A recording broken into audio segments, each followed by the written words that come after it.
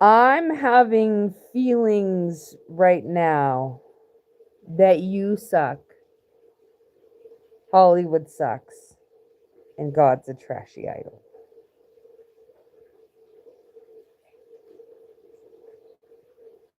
How I'll feel tomorrow or yesterday is an unknown.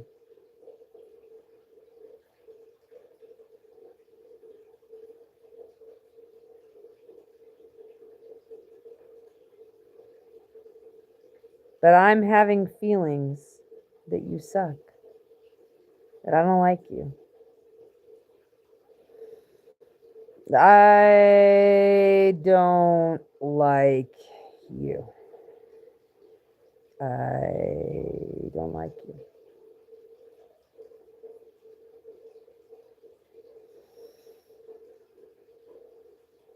I'm not talking about you.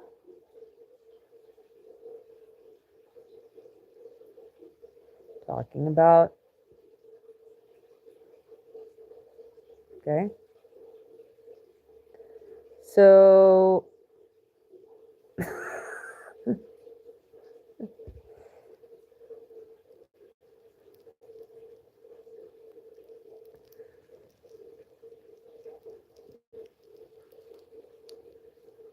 no, I don't like the human race. I realized and I figured something out that if I like myself, it's despite the fact that I'm a human, not because of it. If I ever find myself, after a long time finding myself having positive time around you, it's gonna be despite the fact that you were a human. That I had good time around you, have good time around you, despite that. But like, you're not gonna get shit because. Good morning, Dead Wolf. You're not gonna get shit because you're a human. You're gonna get automatic dislike if you're part of the human race. You automatically are disliked. Even myself, I'm an exception. I like myself despite the fact that I'm a human. Despite. Hello, good morning. Repost. No repost. Despite. What's so bad about humans, you ask? What's so good about them? Well, I think it's a matter of the race. The race sucks, and I'm not trying to be friendly with you because now there's 16 people here. They'll roll off down a turnip truck in just a few seconds here. Their turnip truck is rolling down the street over some heavy bumps, and they're about to be bump, and roll out. Oh boy, there we lost six. Six rolled out of the turnip truck. Now we've got 10 trollops left. Be a trolloping, but did not fall out of the turnip truck. Trollops and turnip trucks be turning down and trolling out.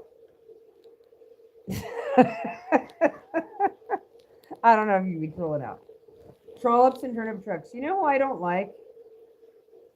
And what I don't like this morning, part of the human race I don't like? I'm going to tell you. I have mixed feelings about the first part, but the part I don't like, I'm going to tell you about in about 2 seconds. The mixed feelings part is that there is a Pareto operational. This is a scientific thing. This is a scientific word. If you're not ready for science, you may have to get off the channel immediately. We're down to 6 people. Pareto, the Pareto factor. It's a 20 to 80% rule. It's very scientific and it operates in nature. They have actually put little tracking collars on lions. I feel so smart knowing this. And other animals. And they have studied that all communal species on Earth have an interspecies evolutionary protocol which can be described under the Pareto operational function, which is that 20% of a species exploit or usurp against their own and 80% produce. What does it mean?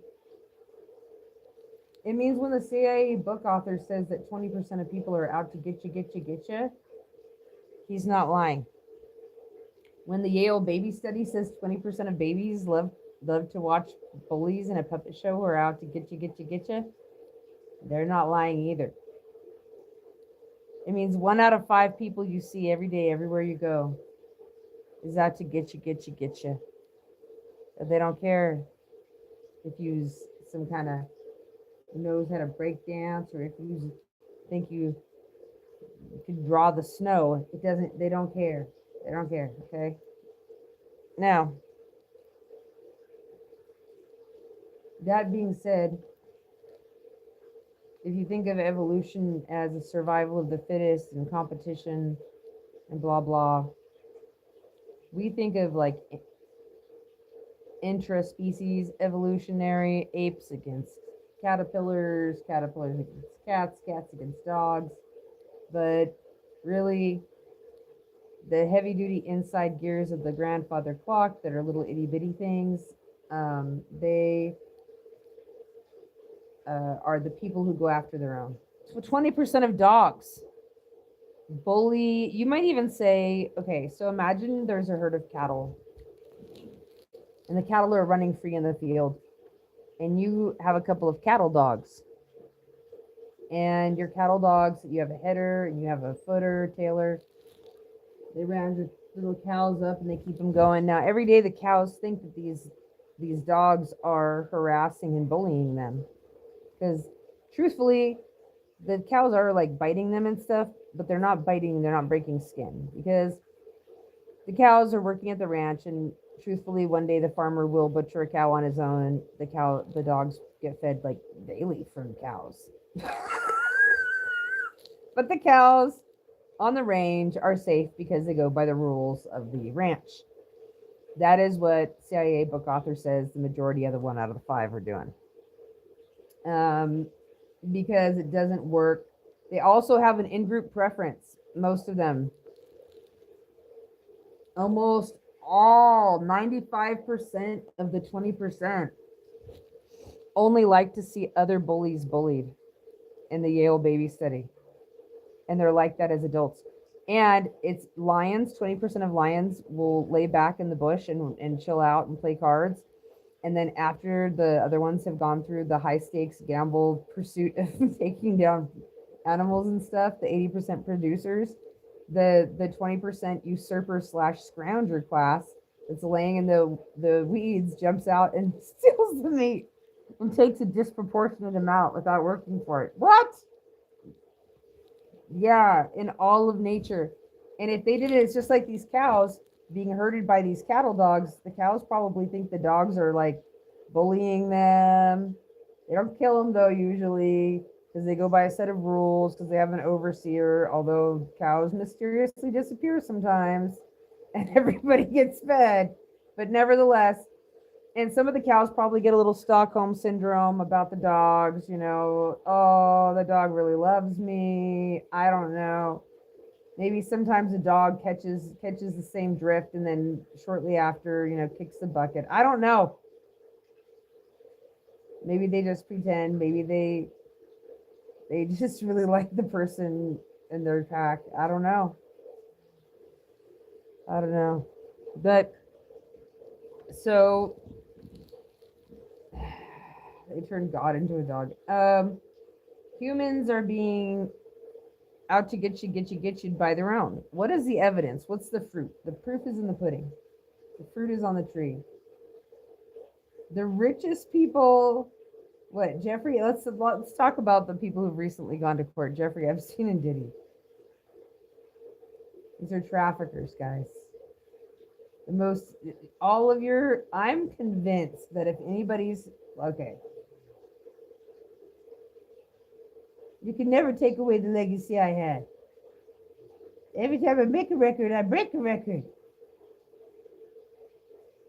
I got a right to be in my DNA. I got spite inside my DNA. I walk these making legacies. And I work so hard, working tirelessly. Excuse me. Lady Gaga said something very similar. After having watched these science-based and reading these articles and, Mutual of Omaha, I have to say anyone at the top of the system on planet Earth, just using mathematical probabilities, guys, likely is part of the scrounger slash usurper class, which means that you were using other people's energy and you were siphoning off of others, or you wouldn't be at the top. According to the science of this, according to likelihoods and probabilities, which means that talking about legacy and hard work is what? It's like the lions in the usurper class. What do? They lay in the brush. That's why they say, okay, like, look, guys, it's a joke that when you talk about your hard work, let's have a discussion here. I went to the Dollar Tree in Big Bear, California. A couple of times stand out the last year. In one incident, I ran into this homeless guy named David. I run into David a lot. David actually has given blankets and food and money to people, and they've even attested to it. One guy, Shay, who's a really good guitarist, told me that before he died. David is so attractive looking that, have you guys ever looked close at a lot of these male hobos? Oh, don't call him a homeless guy. You have to do the finger dance or you get locked up in hobo hell. It's a spiritual thing. Quick, do a finger dance for 3 seconds. I'm not even supposed to tell you, but that's the only way out. Unless you want to get locked up for 3 days. It's a psychic prison. Don't worry about it. He's a hobo. He's not a homeless person, and there's a difference. Okay, so hobos, Papa was a Rolling Stone. They've got something else. They've got their own thing. Hobos don't like to be confounded with homeless people, pictures of people in the Dust Bowl, or anything like that. They tend to dance. They know how to hop trains. They know how to break legal rules. Dwelling, how to obtain food, how to obtain things without having to sell their body. Hobos have gotten tricky. Hobos can do very tricky stuff. Hobos usually know the ropes. And they're not trying to put homeless people down, but I'm going to be honest with you. Like, I've known hobos that knew more about welfare law and how to obtain money. Like, they're so organized. They're most hobos are sober. They know squatting laws. They know welfare laws. Hobos usually can function. Hobos are usually sober, mostly sober. If you're on drugs and you don't know what you're doing from day to day, you're homeless. That's different. I'm not saying it is a meanness, but a hobo is, the traditional hobo is a little bit of a con artist. A lot of hobos have genius IQs. Some of them just they don't get a criminal record. They figure out how to squat, hop train. They used to hop trains, every other thing you can imagine. They know so much philosophy. If you talk to a hobo's going to be able to quote the Bible chapter and verse usually better than a pastor at your local church. They're also going to know Plato and Socrates too, though. Hobos are a fine, fancy crew. Think what you want.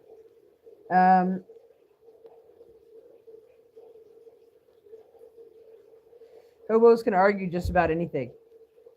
And so I ran into David, this hobo, and he looks like if you took a movie star from the 1980s with a little wind through the hair and you played the song Summer Breeze makes me feel fine, going through the jasmine in my mind.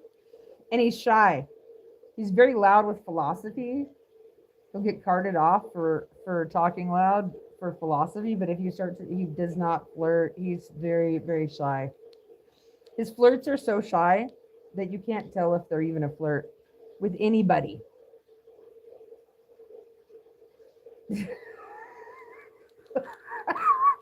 He's hilarious. So David's fine.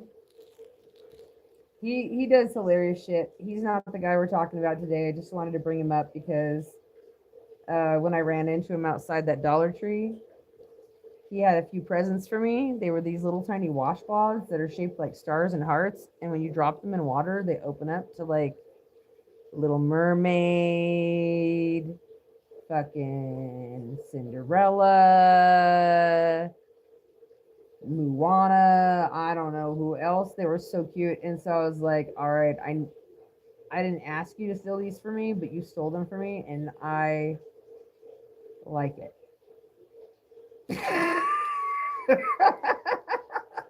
Anyways, so One of the next time I was at the Dollar Tree in Big Bear, California, the one by the big clock that ding dong,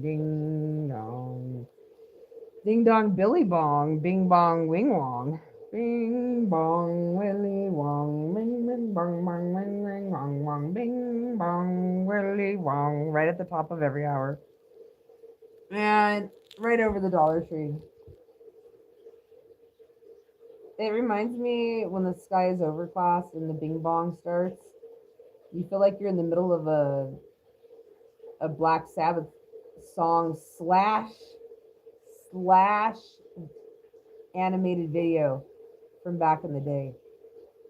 And then you realize that this whole thing is the architecture, it's all there, but it's a Dollar Tree? The building is a Dollar Tree with a Petco? That's right. Don't let it well be confounded if thou wilt. If thou willest, beest thouest, confoundedest with the because it seems so not knight-like. Where is your fiefdom? The Dollar Tree? The Dollar Tree is perfectly, it's fancy enough, so leave it be.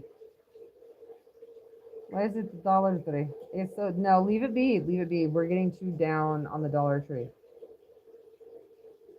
All right. So then another time I go to the Dollar Tree.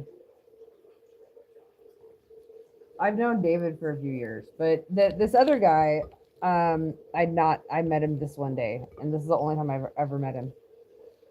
Granted, I just watched a video, guys. My mind just flashed on something. This morning, I just watched a video on syphilis and the damage it does to people. And did you know that people can lose their noses over it? I watched a video and it said that back in the 1800s, people would lose their nose over syphilis. That King Henry had syphilis and gave it to Catherine of Aragon, and that is why all but her daughter Mary were born is so deformed that the hospital, or the fucking, not hospital, but the maids and shit got paid exorbitant money, supposedly, according to some conspiracy theories, to cover up the fact that all her kids were massively deformed because she had syphilis. And kind of really, what kind of being has been running this place? These people are getting syphilis, and then the being's like, blame it on the people. But there's this Harvard professor who says that the way you are is like, oh, practically none of it is free will. Like, practically none of it. You could just give up on beating yourself up. The amount of your life that's, hi, my love, sit. Oh, good morning. I forgot you were on the floor. Hi. Hi.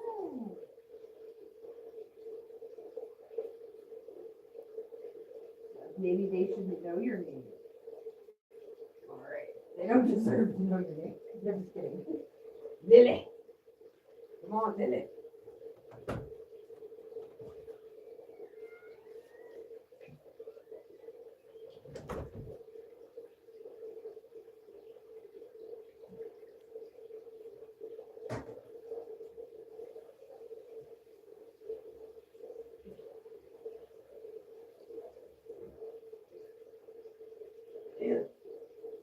Lily.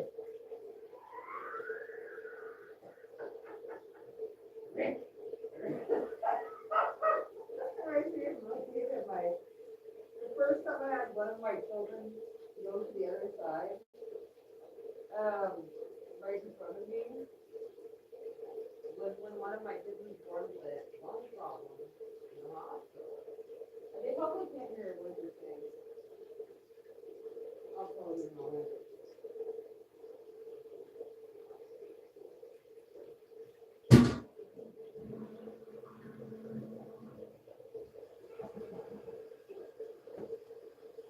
All right.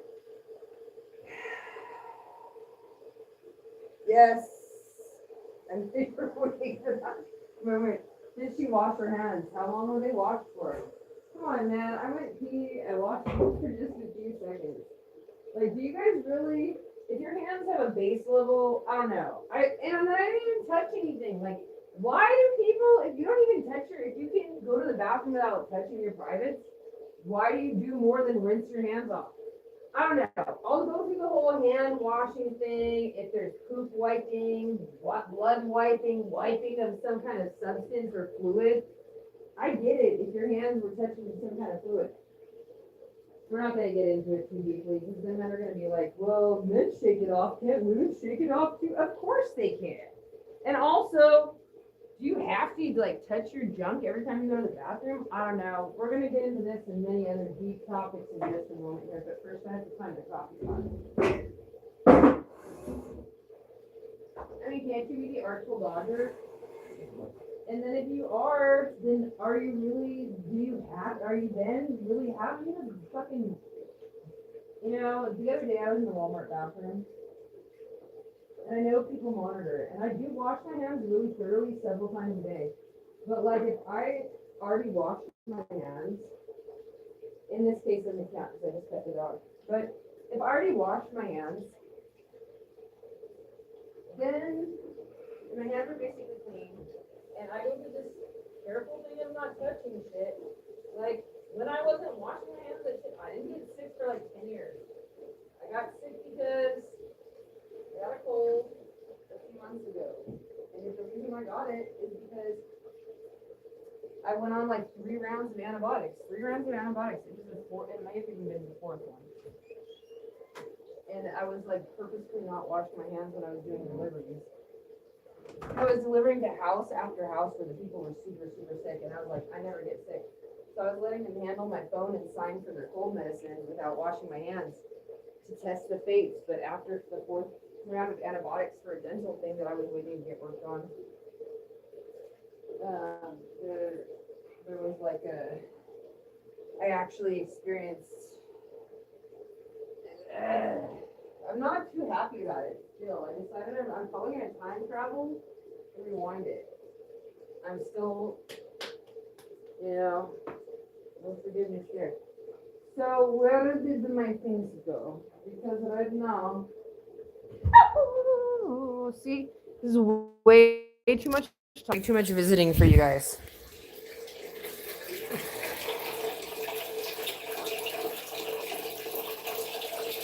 Way too much. I don't know what happened.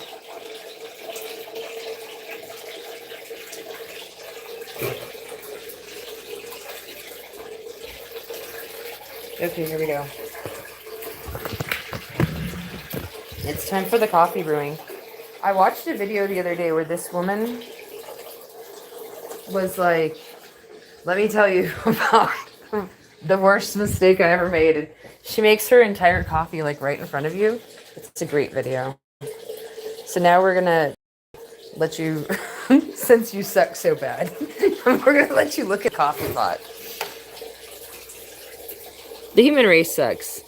I may like you despite that. The coffee pot is now brewing. We're gonna climb some stairs. To give you a frame of reference, I could...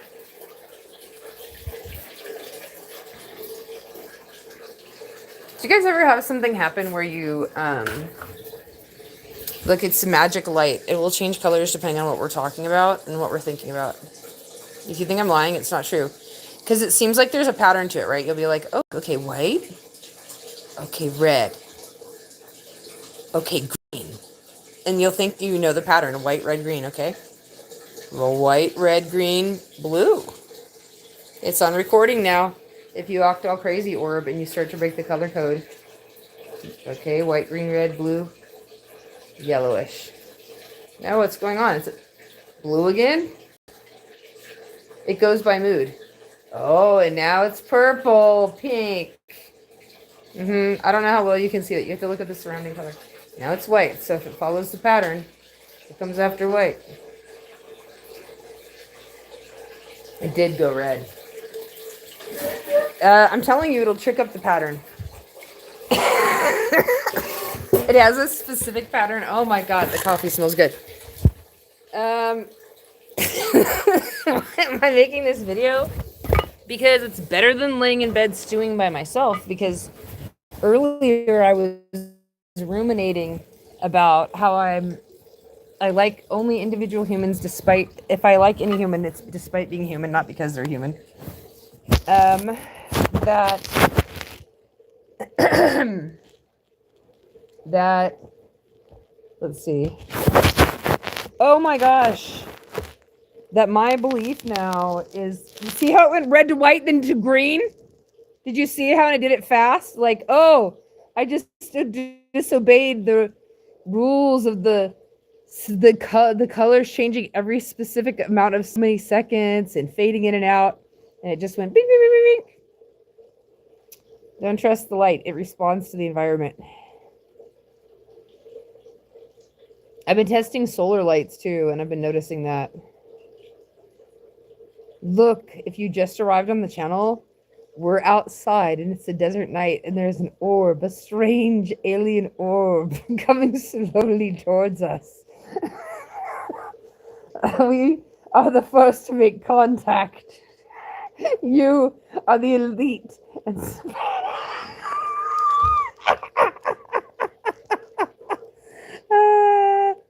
Murma Wadi GF8F. Thank you for coming this morning. Hi. Not Posty said hello. Oh, first contact, aliens, UFOs. Here we go. My theory. Okay, so if Neanderthals or Denisovans or like the little flora people, the tiny little people that lived on the island, if they were still alive, then our mitochondrial Eve would not be the only mitochondrial Eve. They have a different mitochondrial Eve. The Denisovans, the Neanderthals, the flora, a lot of them fit the definition of frost giants, gray aliens. A lot of the alien species that we're taught are aliens, in my opinion, are not aliens. They are the original native species who never actually went extinct. It's my latest review. That they're actually native species that never really went extinct, but learned how to cloak, how to move under earth, how to have bases at the South Pole, how to have subterranean environments and multidimensional universes under the face of the earth. And so aliens are other native species with other mitochondrial Eves, if you will, and other backstories. But until we're able to handle the fact that there's other mitochondrial Eves, we'll never really meet them. Maybe you'll get kidnapped. I don't know. I don't let them kidnap me. When they try to run tests on me, I just test them back psychically. I don't want to give you too many secrets, but I have a friend who actually went to spy school. They call it CIA school. I had like 3 women who tried to mother me alongside my mother. And she really did a lot of that kind of stuff. And she was the first female prison counselor in an all-men's prison in the state of California. She's written books on genetics. And I will tell you that, she thinks that Bigfoot is among us and that basically, but differently, that they are actually genetic specimens from other groups that we consider extinct that survive within human subgroups and don't really get identified in general. That they're not necessarily all the aliens flying in the sky, but that there's groups that are hybrids on Earth that carry these different genetics. And so, at any rate, that being said, I think the aliens are the ancestors who were never really dead. I thought about this even as a small child. People were like, there's no life on other planets. Hey, do you think there's life on other planets? And I was like, yeah. I said there's probably life on every single planet out there and every single sun.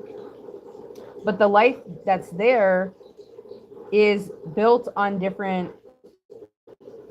structures than what we're able to recognize with our equipment. Because we're built to recognize Earth structures. My fountain needs more water. Hold on. Uh-oh. When I hear that sound, the fountain's got to go off or get water added. No, that's not your fountain. It's the coffee pot! Things just got fancy around here.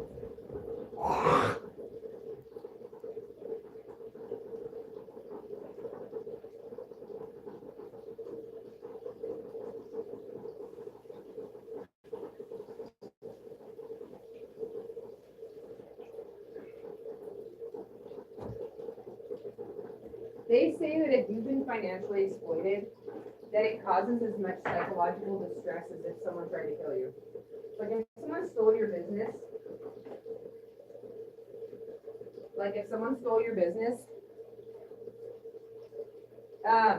never paid you a dime from it and then stole money from even children who are disabled and stuff, as well as you, and that person wanders around, the psychological thought of it can actually cause you some distress, they say. Yeah. So at that point, you think to yourself, well, that's the human race.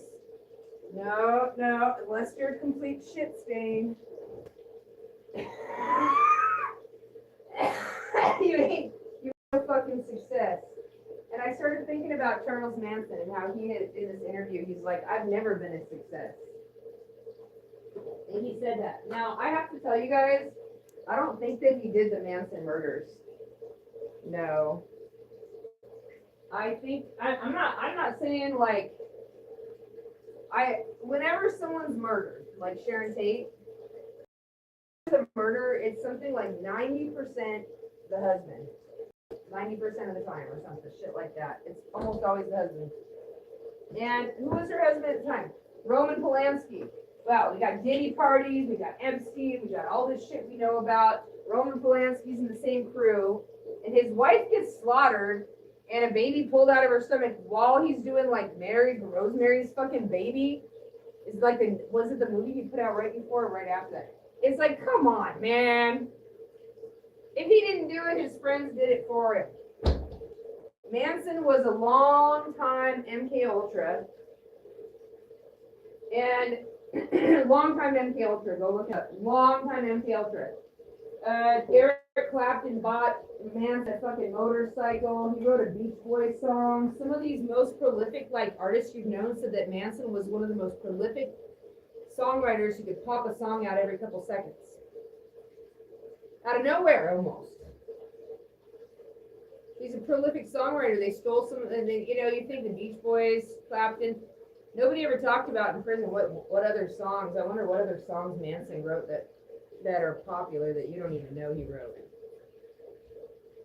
I wonder, because those guys would sit and jam together, and they actually, some of the songs we know he wrote, like a Beach Boys song, but like how many other songs did Manson write?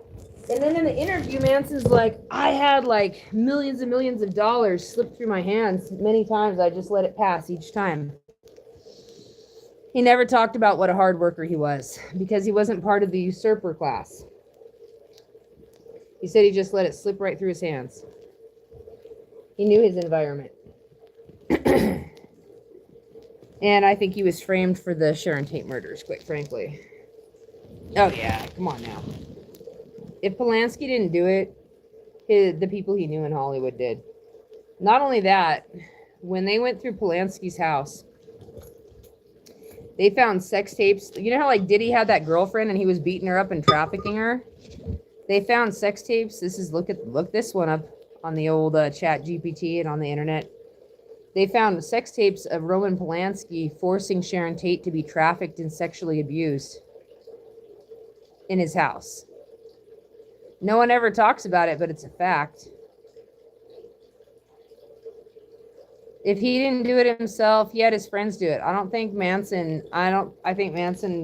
the guy who wrote the book saying like this guy was he's not even capable of it, was too out of it in his own la la land, like I think that's probably right.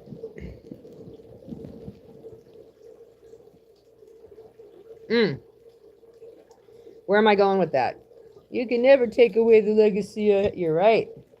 Legacy is liquid shame. Hold on to it, babes, because it's going to take you down. Not in fame, but in boiling flame. Legacy. Schmegacy. Legacy, schmegacy, like smegma. Smegmacy, legacy. Smegmacy. Um, it's just smegmacy. That's your legacy.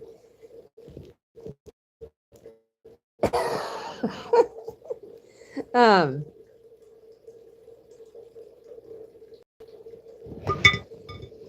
so I was at the Dollar Tree, back to the Dollar Tree this other time, not the time that David was there.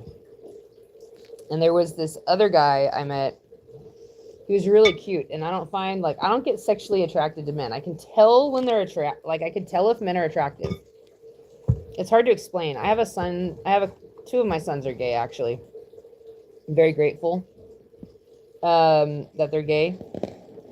And what they'll say is like, Brandon will say like, I can tell if a woman's attractive objectively. I can tell what other people think is like society thinks this is generally, fits the symmetrical appearance of what they believe is attractive, but it doesn't mean that I'm attracted. That's how I feel about men. It's true. I can objectively tell what other people find attractive, but it doesn't make me attracted. No. So this guy was attractive, and we started talking like philosophy and shit. And he was like, hey, can I show you my raps? And I was like, sure. And he starts spitting out raps in front of the fucking in front of the fucking Petco. Right in front of the fucking Petco, right to the left as you're facing it, to the Dollar Tree. The huge Bing Bong Willy Wong on the top.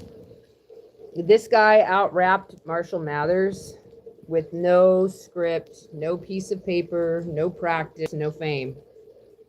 It was like Charles Manson. It's just Eric Clapton and the Beach Boys guys were saying about Charles Manson. They were like, this guy's coming up with songs so fast, I can't even believe it. He's popping a hit out every 2 seconds, no effort. No effort.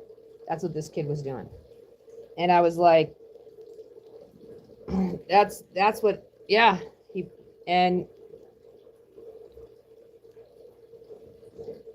He did give me something too. What was it? David just stole some washcloths for me. What did he get? This other guy.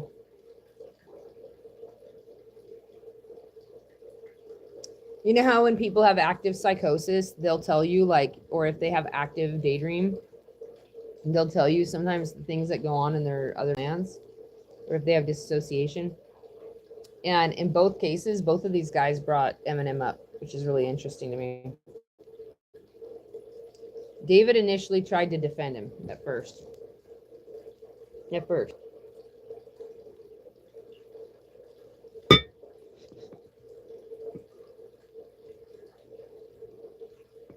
And then he stopped bringing it up altogether.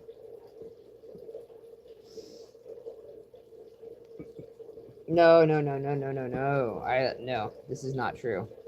Okay, let me tell you something about David. Summer breeze. Let me give you a picture of David. About 26.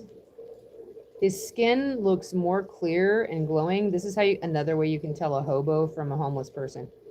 No offense on the homeless. The homeless would have to get recruited to be hobos. Hobos are more divisive. I've met hobos with IQs in 163 and shit. A lot of them are Navy people who just can't do it anymore. They're strange ones. Hobos are strange ones. So usually the skin is healthy. That's one of the things you're going to recognize about a hobo is that even if they have some missing teeth, in some cases they do have a missing tooth or two. Other times they have all their teeth.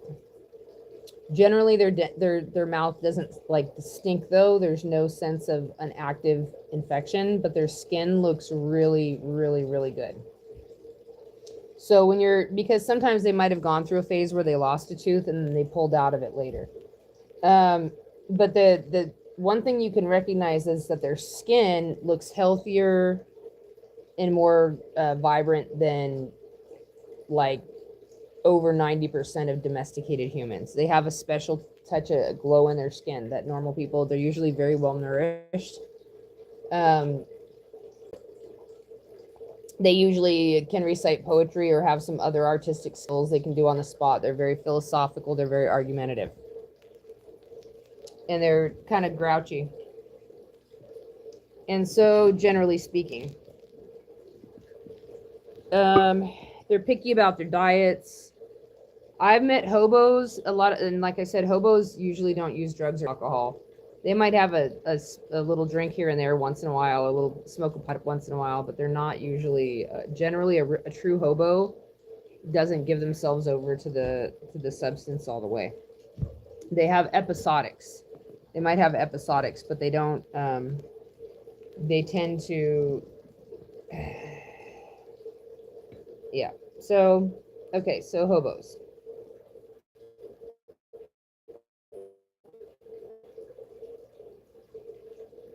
So I'm listening to this guy like clear out rap, and I was like, when they make these rap god, rap devil, like it's like some instrumentals. If you want to have an elegant explanation for my fantastical syncopation, well, I'll tell you, I've got a formal education in bullshit. So you got these guys who like could just roll this shit out, and then you got these other guys at the top of the game for rap. How did they get there? Why is this guy that was rapping to me in front of Petco out rapping Eminem in terms of everything he spit out randomly was like the top of the notch? Okay, so let me ask you, do you think we're having an honest competition in Hollywood, or do you think that it's being swayed? Do you think that are they trying to trick us into thinking that we are watching Competing for the Stars or famous people doing movies at the top of their game, but are we being tricked and we're getting substandard entertainment? Yeah, we're just being fed some hollow grain that didn't get fertilized or rotated crops without enough iron, and you've been leaving out the real competition because you're scared. Well, who could it be? Who could it be? Could it be Satan? Well, good morning, Satan. Oh. I felt someone show up and I was just chit-chatting. Just kibitzing. We're now at 1 viewer and 1 thumbs up. I suppose it's probably Dead Wolf. Dead Wolf.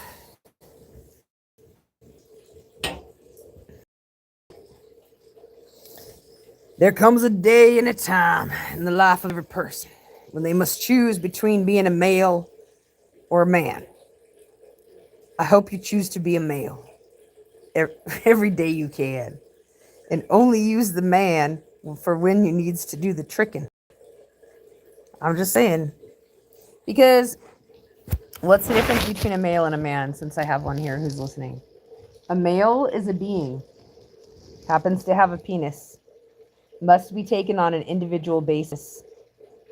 A man is someone who thinks that everyone who has a penis is automatically better, and that image of the penis is so important. That's all that matters. And so if you're a man, no, I'm not saying if you're a male, you might not have occasional slips. That's why we go to Smart Recovery instead of AA. You might have an occasional slip into manhood, but that's okay.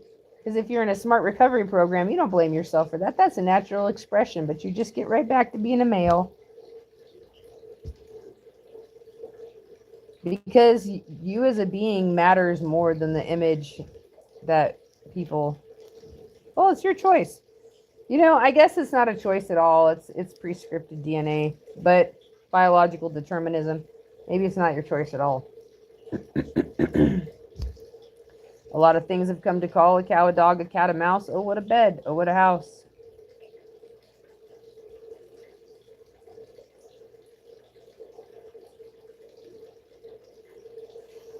I wake up every morning ruminating, and I decided that when I ruminate in my bed for the like 2 hours when I first wake up, that I might as well just turn my YouTube video on and share. It may not be consistent. I'll tell you guys what I'm doing to try to get better. First, if you can see this exhibit.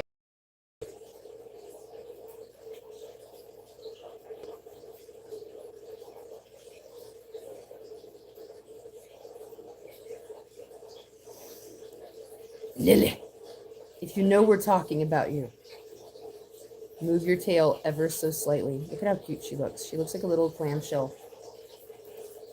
See? She moved ever so slightly. She knows we're talking about her. Oh. I mean, everybody already has Caesar Milan, but I did like go to see a psychic palm reader in Palm Springs who has authored books. And he looked at my hand and he was like, "You are," at first he was going to say you're an animal empath, and he said, "No, it's much stronger than that. You're an animal clairvoyant." And every time I doubt myself, the animals will usually show me, like, even bugs will show me, like, if I doubt myself, they'll show me. Because I've had many times, like, where ants were, like, on my counter, and I asked them if they would please leave the counter because I didn't want to accidentally scrunch them. And they were falling in my coffee, and many of them were dying. And so they lined up in a row and they filed off the counter. And this happened numerous times until I asked one of my younger children. I was like, "Brandon, come over here. You see these ants?" And he was like, "Yeah." And I said, "Do you believe you can talk to ants and they'll listen?" And he was like, "I don't know." And I said, "I want you to give it a shot. Just ask the ants if they'll leave the counter and explain to them the reason whys." And he did. And they lined up and they filed off the counter. And he was like, "What's that?" And I said, "Exactly." I started talking to other people who talk to bugs. And it turns out that there's lots of women who are hippies, perhaps 1 to 2% of your general population, maybe even 3 at any given time, who also talk to bugs likewise.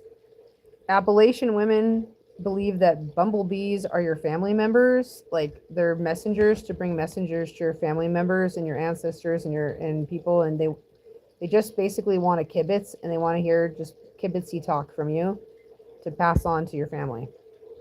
So when you see a bee, you're supposed to talk to it like you're sending a message to a family member. Ants are usually pretty reasonable. Spiders are an interesting one. So one time I was in a dream, and in the dream, my ex-mother-in-law was trying to accuse me of some stuff. She was like, "You think this, you think this, you think this." And I was like, it was like a Dungeons and Dragons thing in my dream. And I got the dice out and I was like, "Disbelieve in illusion." I already know I don't believe that. And so when I did that, I woke up and I said, "I don't believe that." And when I woke up, I had been starting to roll into the wall.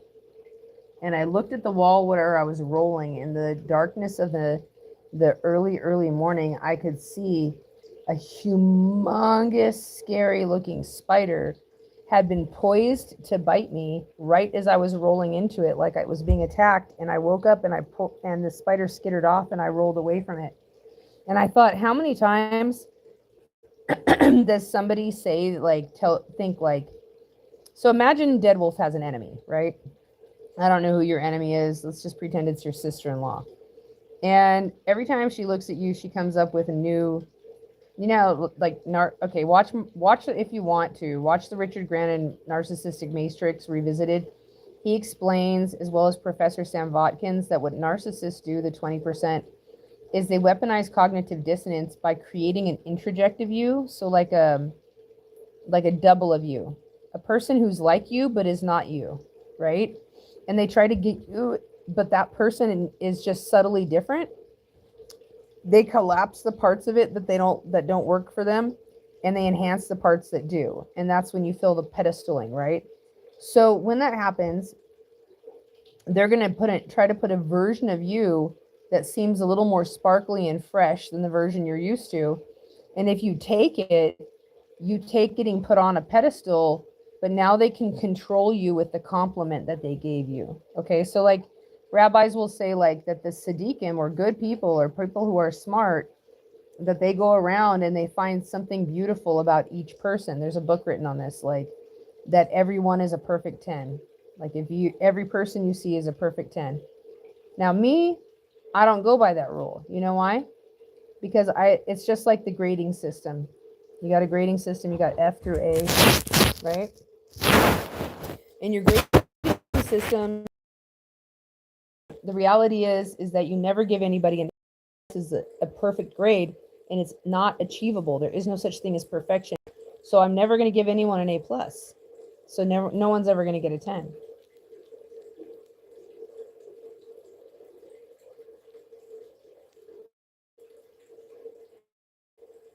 No one's ever going to get a 10. That's the first thing. I mean, and we can always talk about Elizabeth Taylor and how she said all women are the most beautiful because they're all made of the same parts. So our mitochondrial Eve, every woman on earth, is made up of parts of her. So if you insult any woman, you have insulted the source, the root, and the head of the spring of the mitochondrial Eve, and therefore you've insulted all women and you incur a curse. So say like you're married to one woman, but you go out on the streets and you give evil eye to another woman, right? You will now incur a curse in your marriage because all women are made from the same parts. Yeah, you better figure out some song and dance to try to make it matter.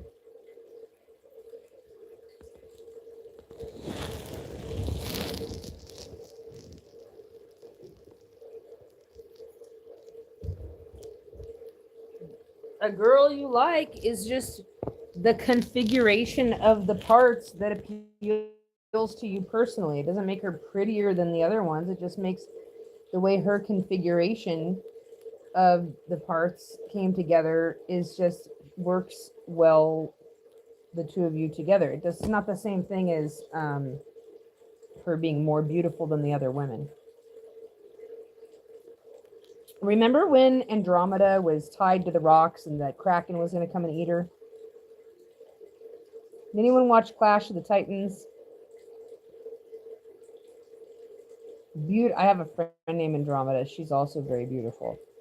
So there's this queen, and she has a beautiful daughter named Andromeda, and she compares her daughter's beauty to that of this goddess, and it causes the goddess to get jealous because she doesn't just compare. She says her daughter's beauty exceeds goddess.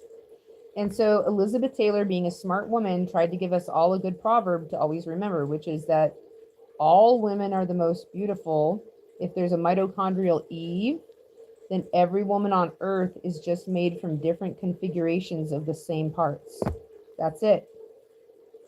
And beauty is not even the most important thing. Okay? So that being said, if you like a girl, don't get a curse on your marriage by comparing her to other women and saying like other women are ugly compared to her. It's just be like all women are the most beautiful, but this configuration was the one that spoke to me, and that you know, something like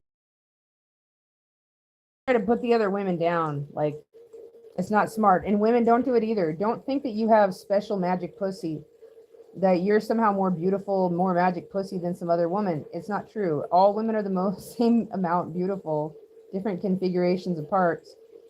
You got a different key for a different lock. You got a different pot for a different kettle. You got different shit going on.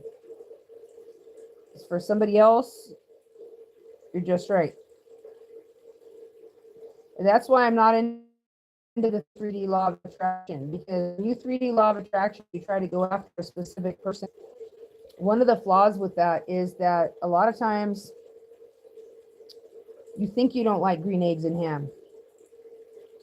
You say you hate them, Sam, I am. You don't like them on a train. You don't like them on a bus. You don't like them on a plane, not in the rain. You don't like them with your uncle nor with a Gus. You don't like them just the same until you tried them. Then you were like, I like green eggs and ham. Sheriff Seven says that if you get used to high stakes, emotional Pavlovian relationships, that when you get in one where someone really loves you and actually really tries to protect you, you may feel temporarily bored. You may go into a moment of shock or not knowing what to do. And so does Lisa Romano, and so does Kim Velez. And they said it's because if weird to you and not fun at first.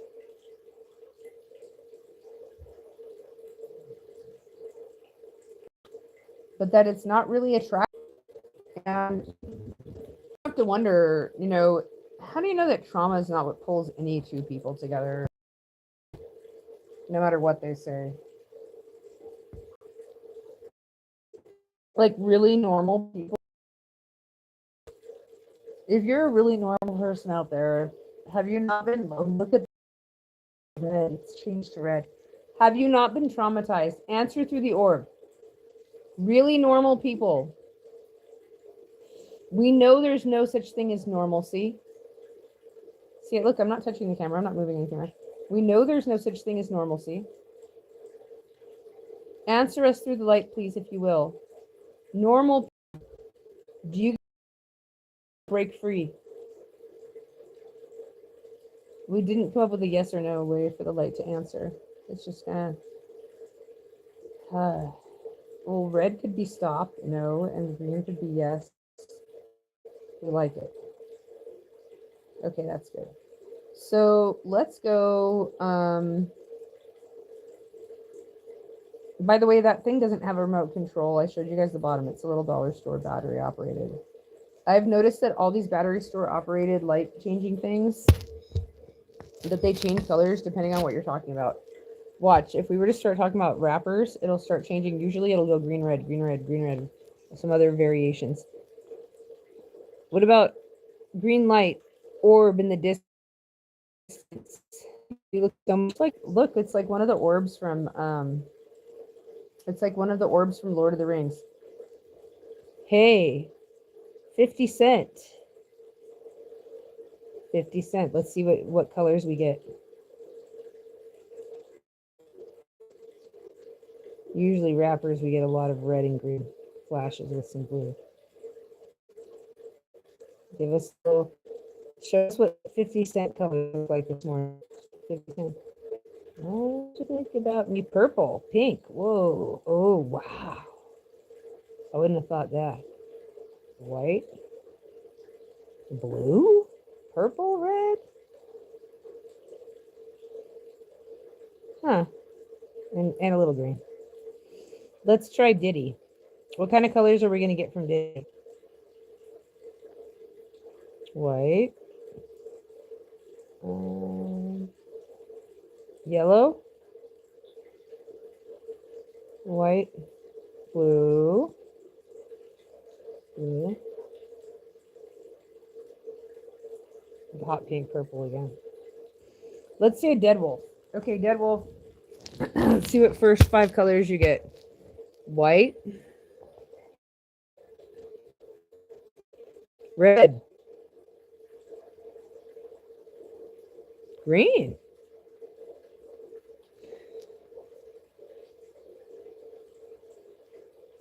Kind of an indigo, actually. Less of a purple. And an orange. Very good. Interesting. Let's test out Donald Trump. What colors will we get for Donald Trump? Pink. White.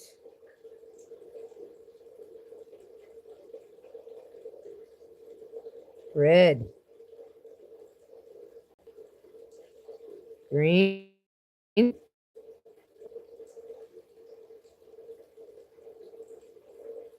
Blue. Let's try another one. Oprah Winfrey. White, blue, purple,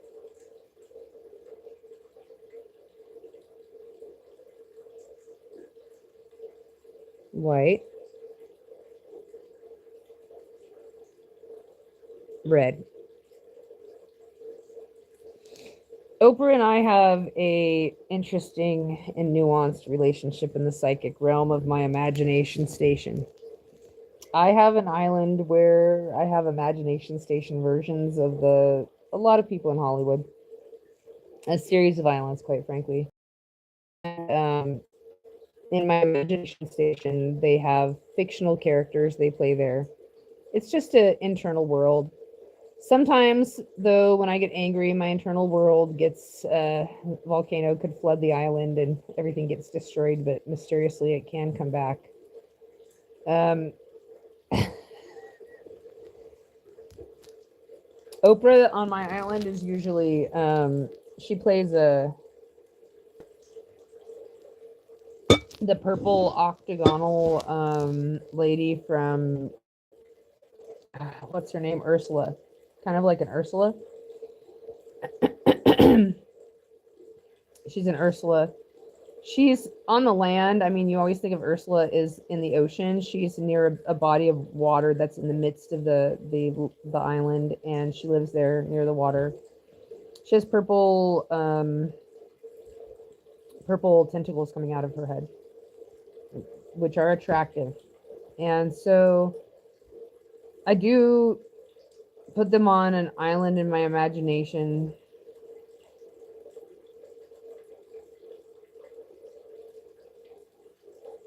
No, I mean, usually the island's a lot of fun. I mean, they have all kinds of games and potlucks, and they have an AI captain and Gilligan's there. There's a lot that goes on the island. I sent my mother there with a golden robot and a garden outlooking the ocean in my imagination station. Of course, she's dead now. But anyways, so then but not everybody on the island's dead. I mean, like some of the people are technically people would say they're dead. The Imagination Station Island, Charles Manson lives there. Right before he died, my Imagination Station Island, Charles Manson moved in and started to, you know, I'm not casting him as any one character, but he does enjoy wearing a Gilligan hat from time to time. There's nothing wrong with that. And then the next thing you know, he was on the other side, they say. And then I put my mom there and I set her up. She's on the other side too. I did I set them up, or was the setup already there, or did I just get to witness the setup? I mean, who's to say, according to the Harvard professor who says there's no such thing as free will?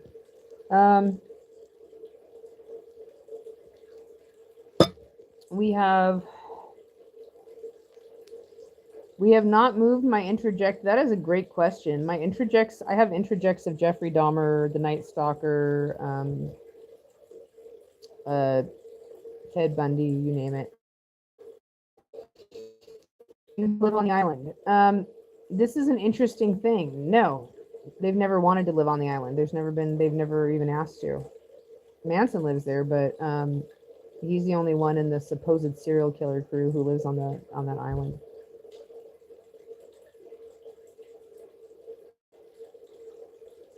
In the supposed, it's an imagination station place.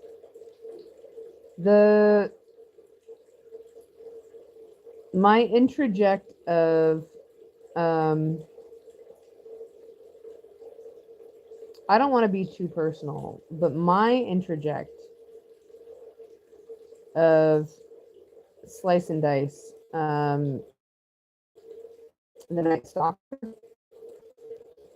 Sorry, I nickname people all the time. I named him Slice and Dice. Slice and Dice.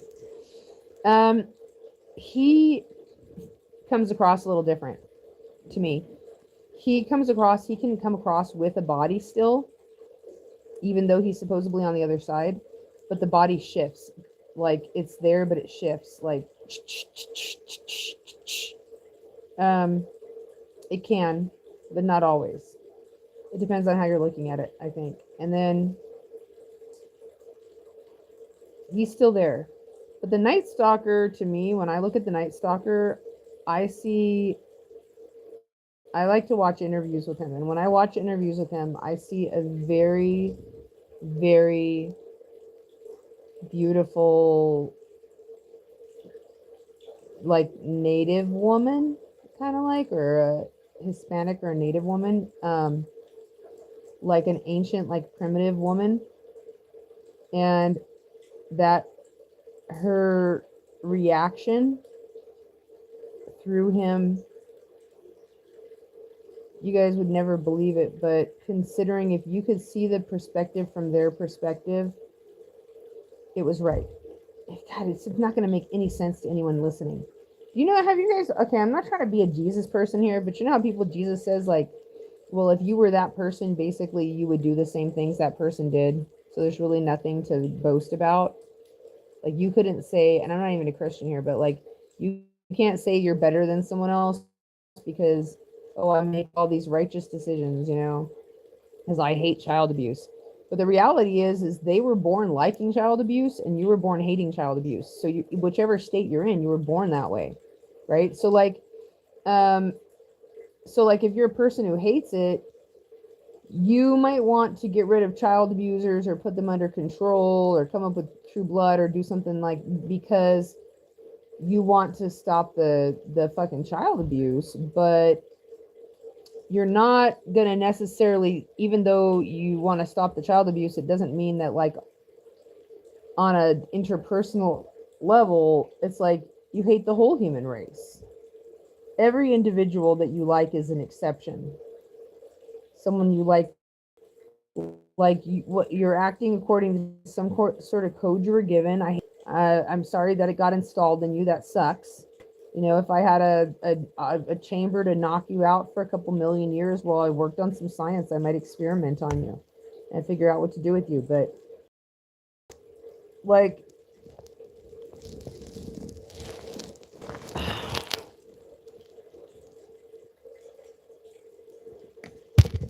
the general Paretos, I mean, what do you do? What do you do? You live on a planet with people who 20% of them, the ruling class, so to speak, love bullying. They love to watch a bully show, and they only like to watch, they don't like watching bullies get bullied. 1 out of 5 means when you walk down your street walking your dog, there's a mom, dad, or a grandparent, a couple parents, and a couple of kids in about every house. One of those people in each house you pass has a person in that house who is part of the 1 out of 20, and they're out to get you. It could be the baby in the crib. It could be the grandmother. It could be the father. It could be any one of them. This is science.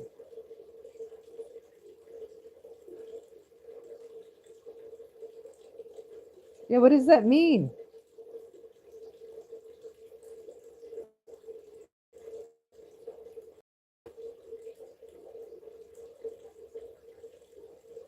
I said, you know what? There should be Hollywood. I'm not saying this is the ultimate plan, okay? But like, I come up with different plans every day. And they're not consistently the same, so don't get your hopes up. One of my plans that I sometimes hate is a plan where instead of having the elitist, so to speak, supposed your ruling class bullies, like just being the entertainers while the Mansons and the other people are wandering around not getting heard, how about we create a competition, right? You could create a competition. You could put all the hobos and the weirdos and the eccentrics who get famous because they just didn't feel like abusing children. It's just they're not set up that way. They weren't born that way. They're always going to hate it. Put them on one team, and then put all your other guys on this other team, and then have them compete. And turn off every single Netflix fucking subscription, Hulu, turn it all off. Go back to broadcasting that shows up at a specific time of the day. You got 3 to 5 cartoons. You got prime time, 8 to 10, this, that. And then have society log in and watch the competition at 7 p.m. as citizens of the United States. Like, basically, like, this is your voting rights. And then make the hobos compete with the Hollywoods and have the citizenry vote on it. And if they don't stay involved, and if the hobos and the Hollywoods can't keep the public involved in the voting to where they work hard and everything gets done and they're looking forward to it every day, and members of the voting class are aspiring to join the hobo / Hollywood class in their traveling circus competition, while everybody's kept at work, I would say that, like, have them vote. Remember how Ross Perot was like, well, if I get elected, we're gonna, instead of having voting booths, we're gonna set up public stations that look like casinos where each person can just walk in and vote, or even vote from your TV at home if you want. And I'll bring stuff up and I'll ask you guys to hit a button at home and tell me how you feel about it, and then we'll have official votes afterwards and all this other stuff. And I was like, why don't we just do that now? We just do it as a Hollywood versus the hobos like live, like Twin Peaks style. See, the Twin Peaks beauty competition wasn't offensive because it was more like a talent show. So, like, if we did this as like a competing talent show, and then, like, we don't have to kill anyone, but, like, let's say that the hobos lost that week, then you could do, like, dunking them, like in a fair, where you throw a pie at their face and they get, dunked in some water, or the other group does, or whoever. Nothing fatal. And start to just do something like that, because, like, really, you're just having all these, like, talented hobos on the streets, and then you're just, Hollywood's just, like, running around. Aren't you bored? Aren't you bored? Aren't you bored? If you had teams, come on now, shut up. If there was teams, come on. If you had, oh, shut up. You need a competition. Jamie Lee Curtis, shut up. Shut up. You'd be the first to join the dodgeball team. Shut up. All right. So, anyways, still on the ranting, got the coffee going, but at least I'm feeling motivated enough to take a shit. How far have we gotten? An hour and 14 minutes.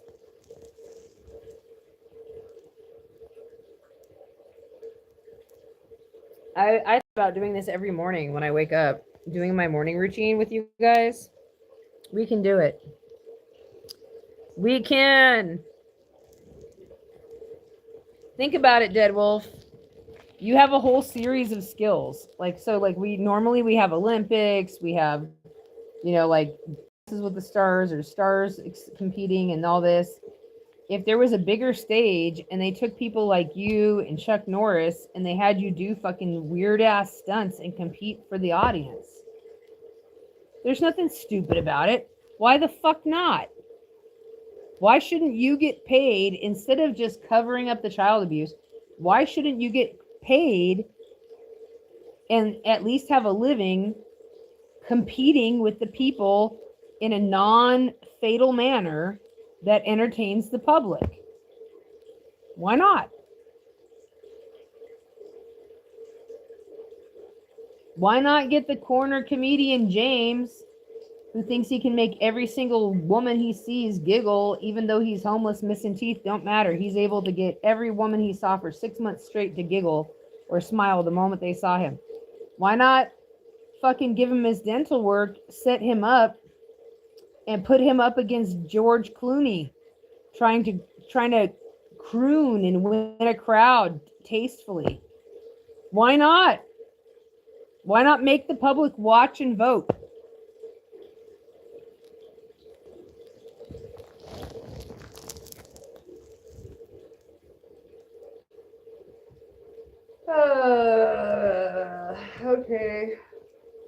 Hold on a second. I gotta do something. I gotta tell you guys, there's something I've been doing lately that has cheered me up a little bit. Still there. I hope you're still there. Because guess what we're gonna do, guys? Did you see the sun came up while we were talking? I know. See how the black looks all uneven on there around my door? That's the shading. I bought this shading stuff. And I'm going to swap it out, I think, for like a tint. But the crack that looks like this bright light blazing in through the corners, boy, if we were a vampire, those streams of light could be dangerous. They would say this is not a complete blackout. This is not a safe environment for vampires. We'd have to hide in the fridge or something if it was a vampire. And it's really just a tiny strip of light. It looks really big because the sun is shining through it. Yep. Learn Spanish. So I was like, what are your hopes and dreams? I don't know. I gotta tell you guys, we're gonna talk this morning. Do you guys know that I go to therapy like twice a week?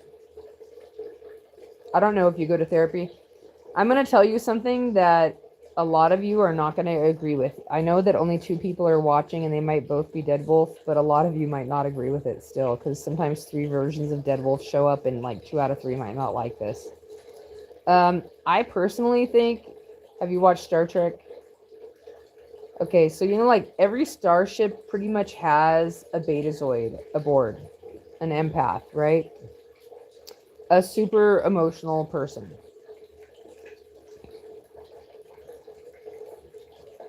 A counselor Troy. I'm going to tell you something. I don't have the hots for my therapist because I think I'm asexual or something like that. For me to be attracted to another human being, it really, I'll give you an example. It doesn't happen that much. I can tell they're attractive and I can like to be around them. It doesn't mean that it just means it's not the same thing though. So my therapist, she literally looks like, have you watched Dexter? She looks a lot like Dexter's sister. And I mean a lot. She's got her own look. But if they were cousins, if there was such a thing as cousins, she looks like she's like the 3rd cousin of Dexter's sister. Like the actress and her literally look like they could be related to each other in real life. And she has green hair. And most of the time. And one thing I enjoy about her is that, so my best friend Paula, she had a record for attempted murder that was lowered to assault with a deadly weapon, felony arson, and grand theft auto.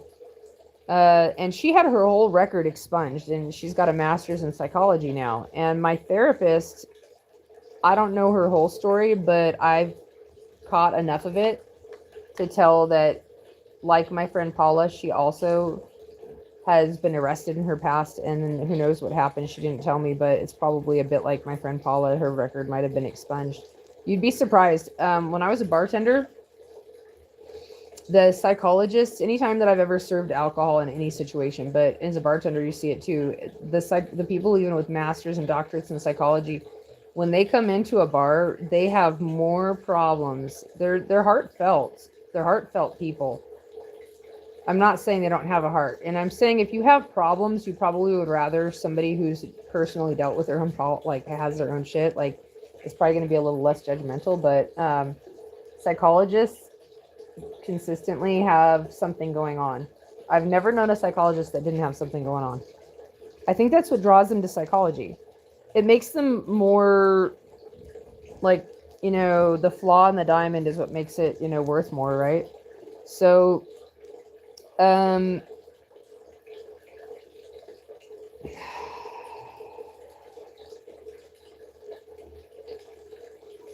I go to therapy like twice a week, most weeks.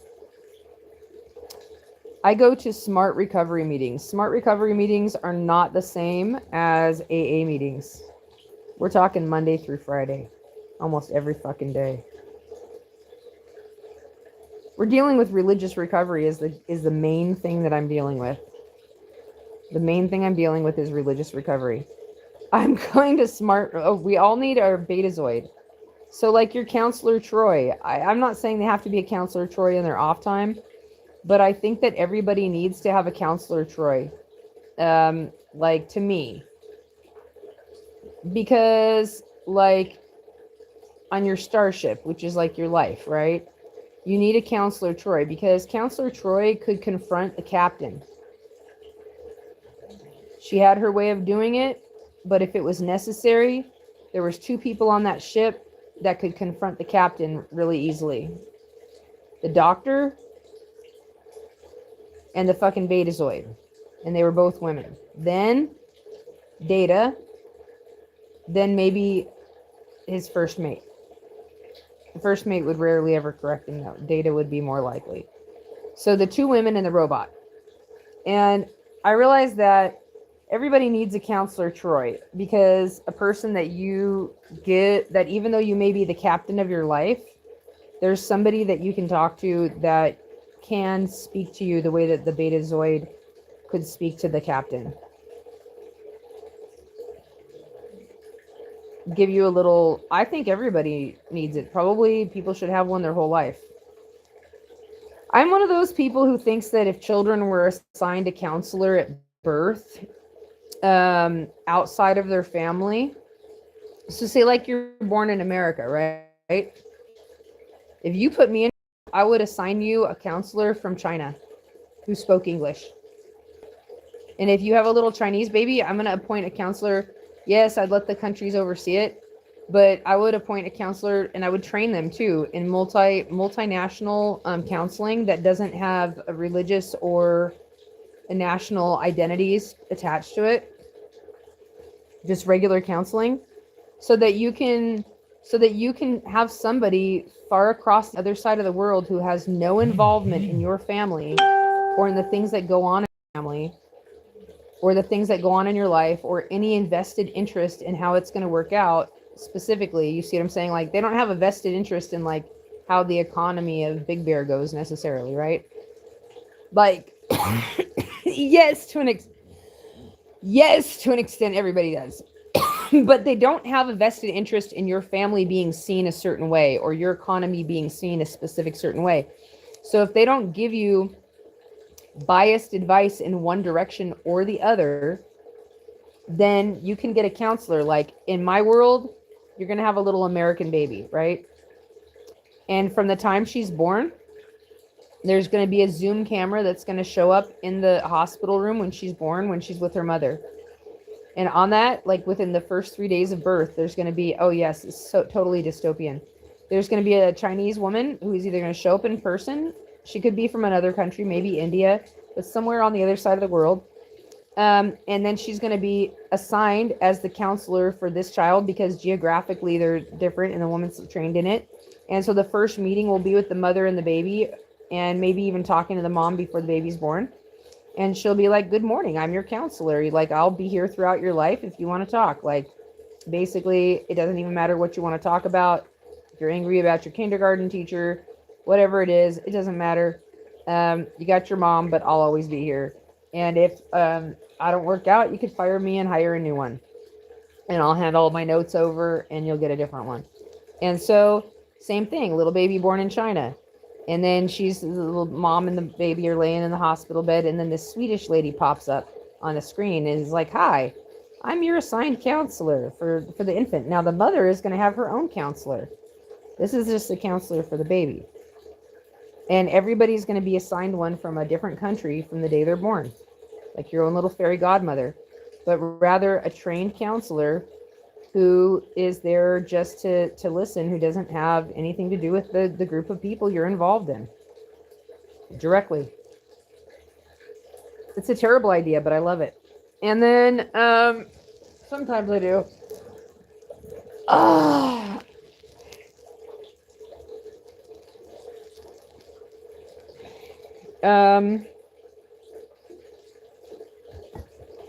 I went to these spiritual meetings too, like this spiritual mystics meeting. And it was the second time I tried to go. The first time nobody was there. And I have to say that I liked it. There was a lot of focus on systems over goals and how people who like go through a certain amount of trauma disconnect between wanting and like scientifically established in such cases. Goal is like anymore the thing. The brain's not wired for it. And so at that point it becomes very much like journey sent rather than so like most people's like so the average human's journey might be like 80% meaning centric and or 70% meaning centric and 30% journey centric, but people who are like pilgrimy spiritually might be kind of like the reverse odds of that. They might be 30% meaning centric and 60% or 70% journey centric and system centric. So do you have to go to the bathroom like I do?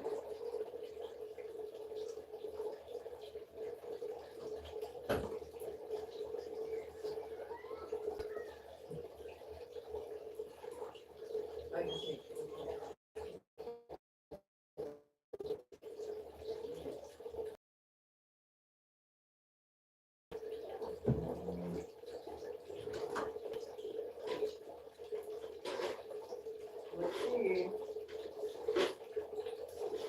Oh boy, I've lost a lot of it, but I was 100. No, I was. Let's see. I was about 34 pounds heavier than this because I went on a bender of chocolate that lasted for like a month and a half, and I kid you not, I gained like a lot of weight. Major chocolate bender. Guess whose dog you guys have? Yes. And I was being special. I'm rocking this. I'm hoping to see you.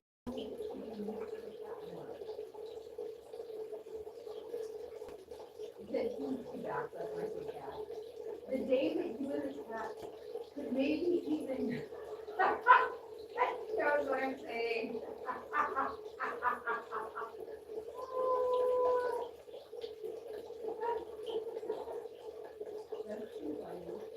The day that you and the cat at last.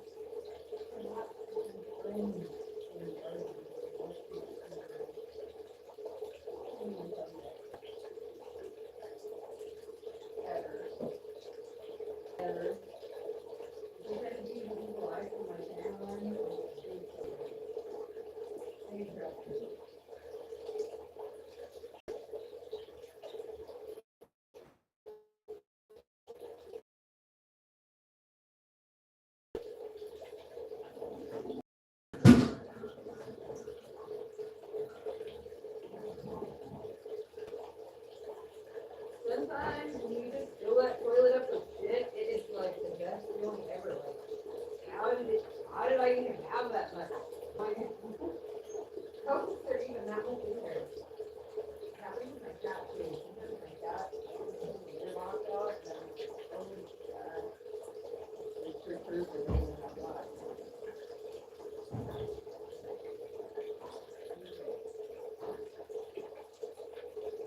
Now we're gonna get on the scale again. I always get curious because I feel like that initial shit in the morning probably shaves like. See? See? This is great.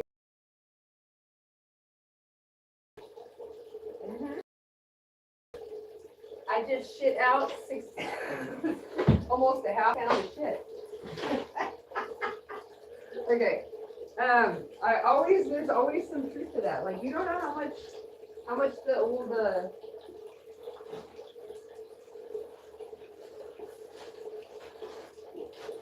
doesn't everybody weigh themselves before and after they shit?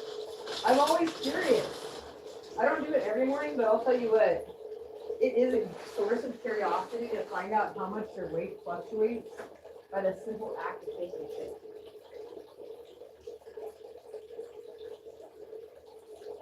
Make fun if you will. See if I care. So, I'm starting to do an armor. It's one of those. They're cute. They're toppers for dog food. So you take regular little dog food, with a little bit of bone broth, and it has little pieces of chicken. But it's one of those things where it has little tiny pieces of carrots and peas. And you know how, like, as humans, when you get little pieces of carrots and peas, little tiny ones, even though it may seem like it's not that big, people are like, how can that be for nutritional value? I don't know, but the infused water with just infusion sometimes seems to feel more refreshing than even juice. So, who's to say? There you go, my love. I feel like it's a special treat. This morning when you go in there and you check it out, you're going to be like, woo.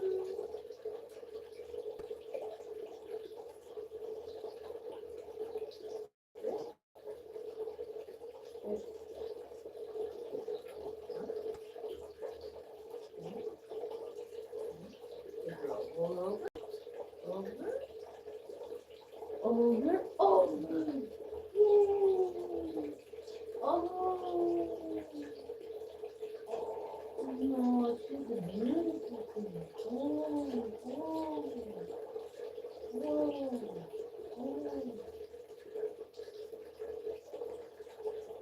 Did you go have a breakfast?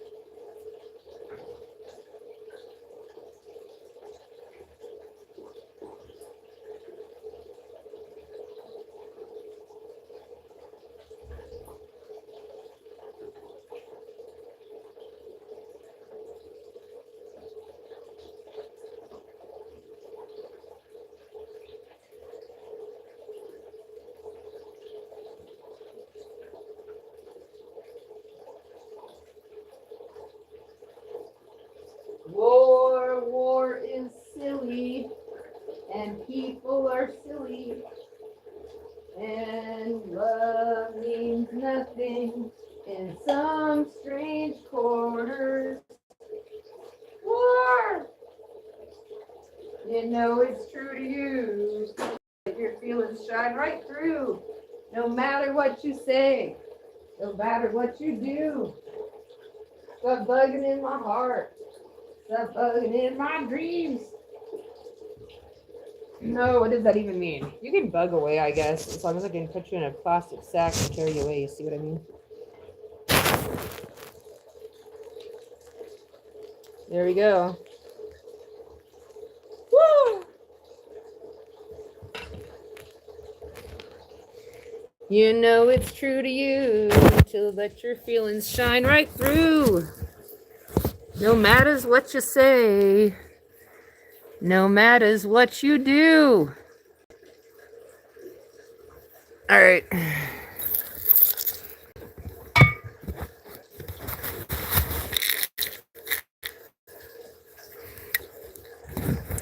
We're on the hunt right now for only a couple of little things.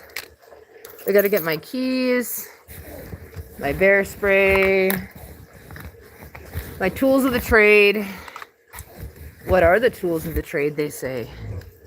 You want to see? You're looking at it. The first one is right here. Girls, pills, grass. Come on, man. This place has everything. That's Jim Morrison.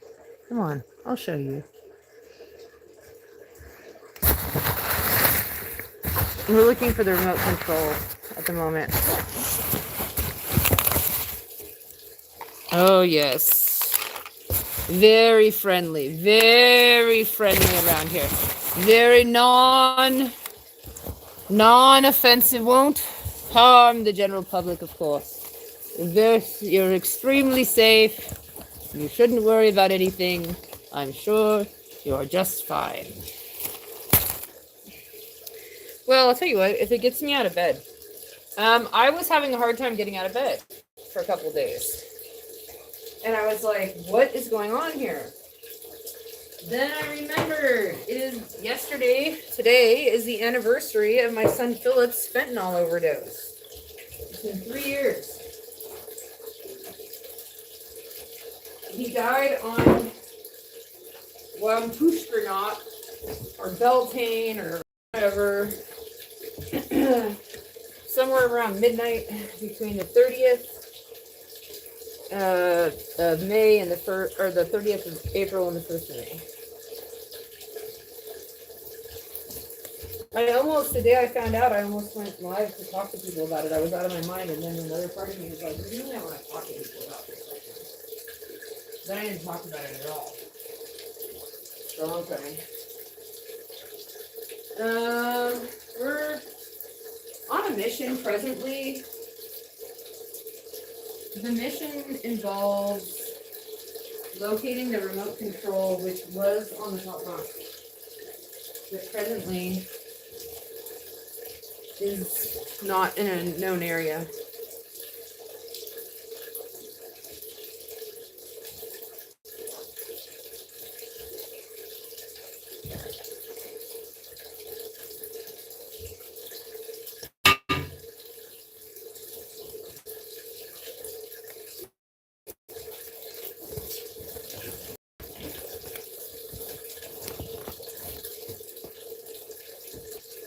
No, I'm not that responsible. Where is my remote control?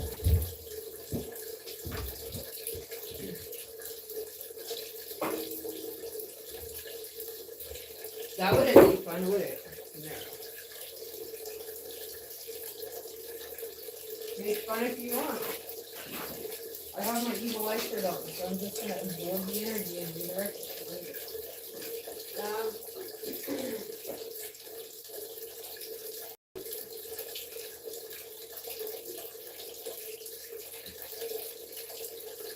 Well, there's a reason we're on a hunt for the remote. The first thing I like to do is watch the view. It's my new thing lately. I'm a little disturbed though because what I'm not seeing. I took the remote control up into my bed last night. I know that because it was up in my bed.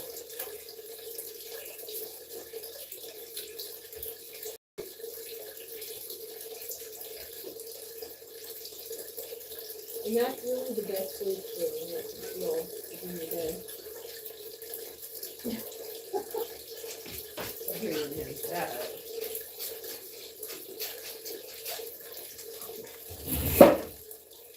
Too much showing off around here.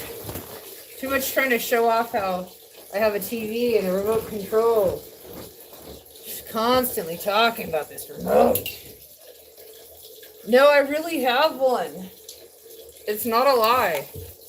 I'm not making up the remote. No, really. You should keep watching.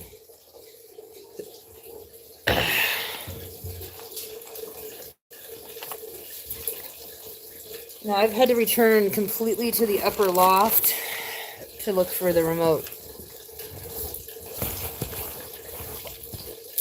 The search so far, the last place we had it last night was in bed. We were here in bed with a remote control. And we found it. It's still here. So there's the first thing. Can you open Hulu? Okay.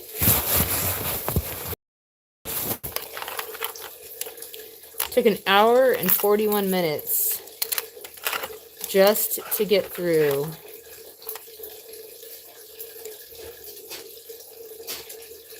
The most basic stuff.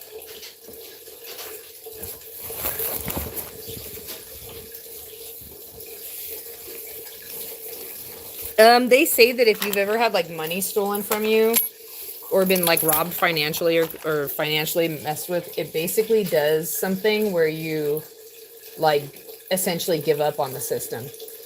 Can you search for the view, especially if it's happened to you since you were a kid? So like if your parents used you, let you be objectified, took money from it, and like you never really, you were just financially exploited, like that has a compounding interest. At a certain point, you're going to make the usurper class pay up in blood. No, no, no. How can you do that? Just imagine a plague and cracking the marrow of their bones open. You'll feel better. You'll probably go back to the time you want to just do the little wrapping duels again. It'll be okay. All right. Who knows? Here we go. Back down the bunk. Down the bunk.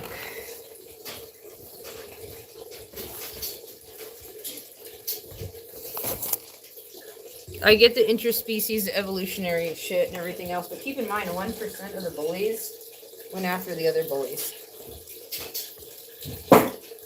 Yeah, they forget that part.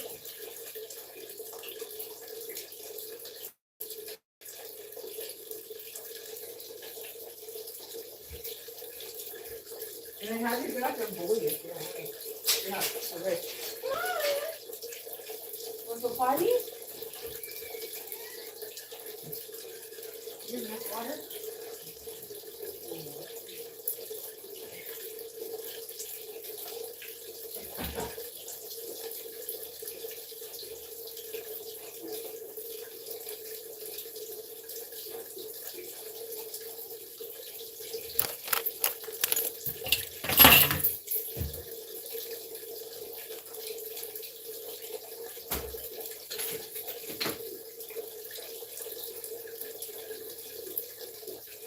Can you open Hulu, please?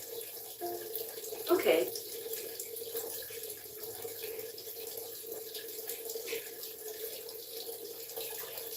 Yep, it's a deep pulling it up.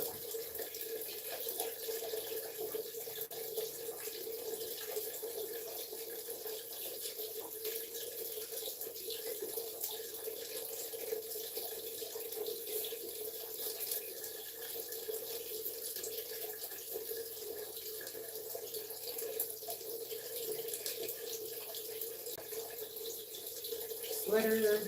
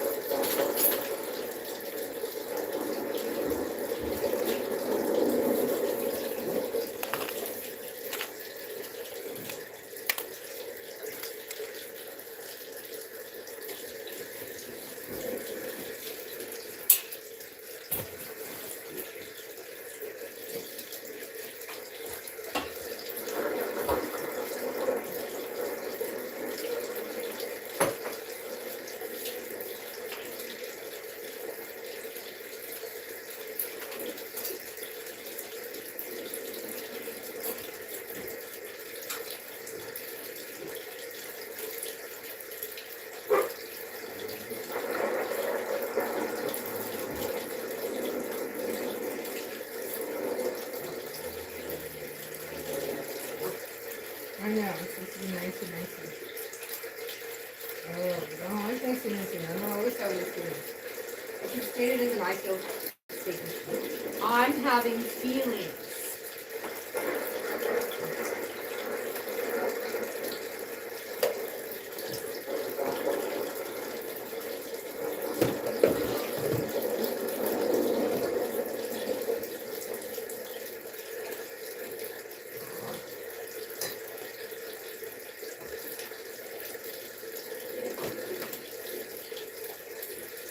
I don't know.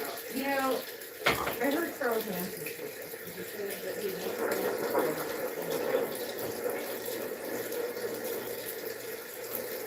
Yeah, I think that was.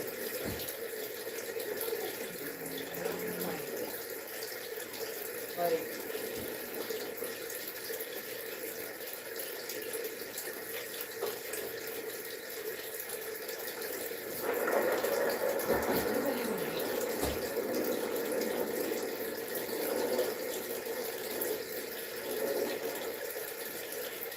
Open Hulu?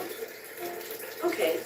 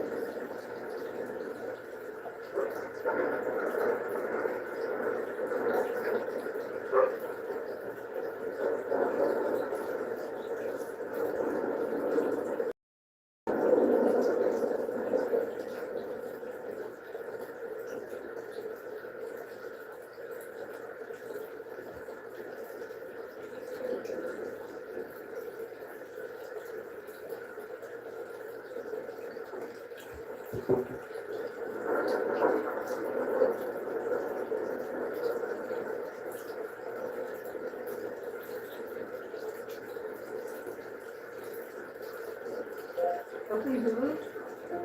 Okay.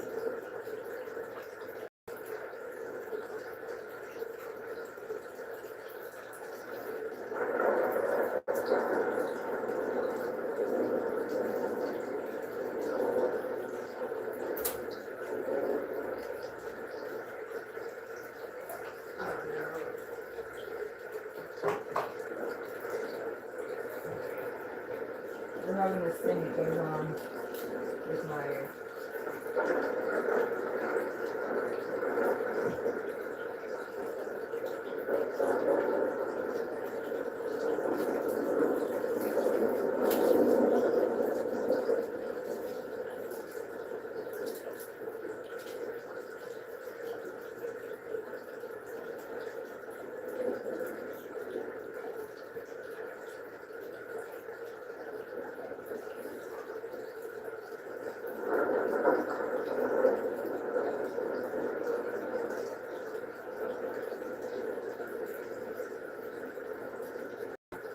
Open Hulu? Okay.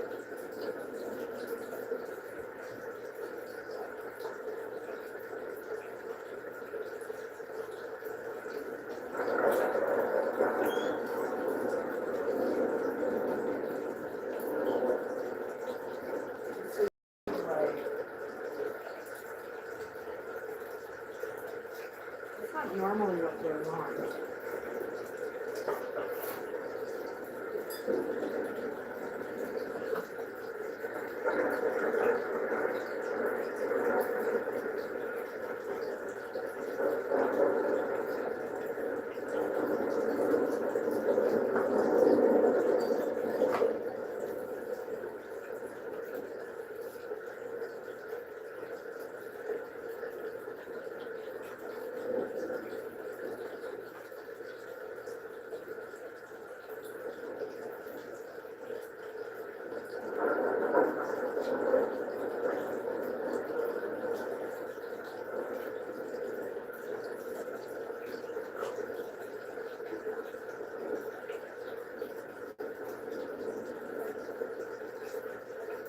open glue.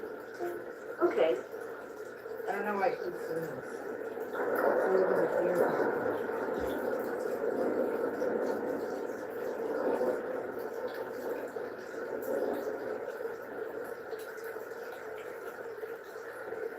It did it again. Alright, here we go. No. You know what's causing this?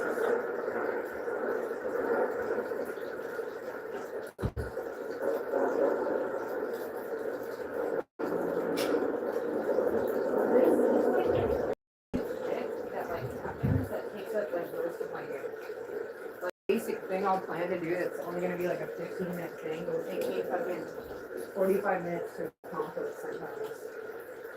At that point, you don't care anymore about anything. It doesn't matter. It's whatever. No fucking point for shit. Take it ever. Okay, we're gonna try this. We're gonna try that.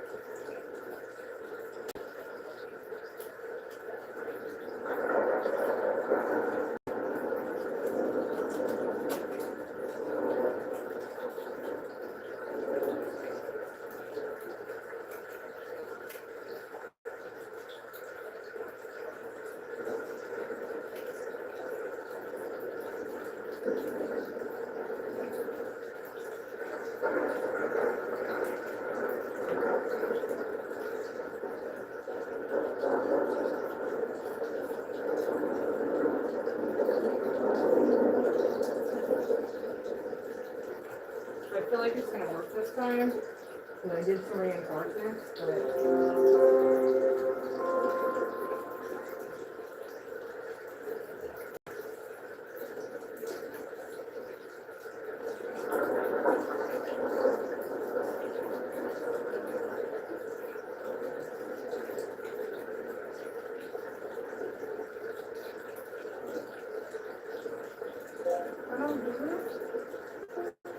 Okay.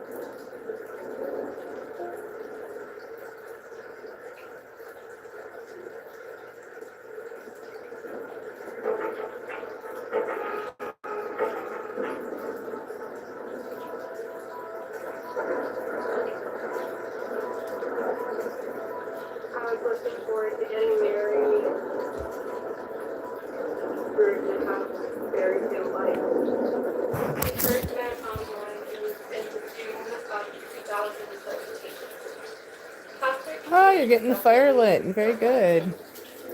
Good morning. I accept the trust of none and have to fill it with my feelings. We're watching our 48 hours on people who live their lives. Never got the interview. Haven't they looked early? And then Jessica were looking forward to moving once left on the track where Patricia lived. And then we came and said, well, this one is the one. This one is the one. And we was waiting for the win. That morning just started off in the morning with Jessica. They text each other good morning, I love you. I got a phone call from his dad saying that there was a package being delivered today. We thought it was delivering coming in today. So Patrick then goes down, probably looking forward to this, right? Yeah. All in the front country with the work, which, made her worry. So she instinctually knew something was wrong at that point. Why did you make her afraid? Both times. I was afraid because of the threats that were made in the past. I'm making a phone call, giving instructions, and the husband, I plan for it. Felt at that time, something disturbing. Yeah. I left work right away, feeling great to check on Patrick. You get here as quickly as you can. Yeah, I got right along to the path, I had to climb the fence. I don't think I would go for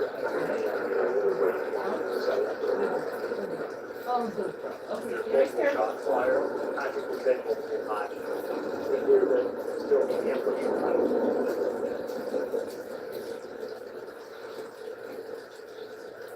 And I'll never forget to see my kid. So in my head every day. That's it. Anybody else here? Is anybody else here? It's just the worst thing you could ever see. Girl. I may have to put you outside. I may have to put you outside. It's too much temptation. Someone out of the desk. All right. I'll let you in a little bit. Plan. Assassination. The whole picture was taken away. The whole world was taken away.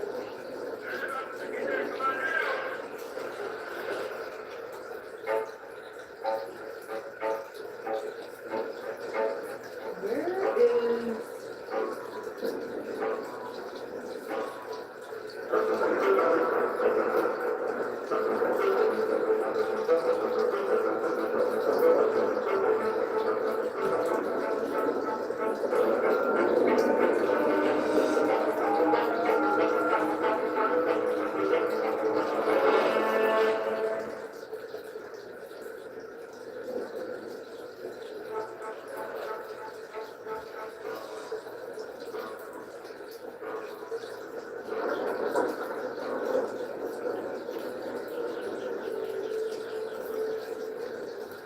They were at the office, kind of going through paperwork and paperwork and things like that. What started as a slow Tuesday morning back in 2018 for Volusia County, Florida Sheriff's Detective Chad Weaver changed dramatically. Where's your emergency? When this private 911 call from a neighbor reporting Patrick Villasota's death, David. He has been shot and killed. Wait, what happened? I don't know. You don't want to bring CPR, correct? No, he's dead. He's cold. Within minutes, sheriff's deputies buried body cameras entered this 9-acre compound on the outskirts of Deltona. Worried that the killer may still be here. When the deputies showed up, they had their guns out, preparing for the worst, but hoping for the best. With the gunman still at large, Detective Weaver took charge of the crime scene as TV news choppers covered a bomb. As we walk up to that area, you can see a male, looks like he's in his early 20s, and he suffered from multiple gunshot wounds. Deputies say someone shot right through his front door. 25-year-old Patrick Lacerda had been shot 4 times by a high-powered rifle right in the doorway of the house he shared with his father, Max, who was out of town that day. I never got to say goodbye to my son. I never got to talk to him. Nothing. You can see the front door was open. There was glass all over the place. It was nothing like. Right off the bat, you're like, this is probably going to be a gunner. At the scene, Detective Weaver and several deputies approached and traumatized Jessica Devnani.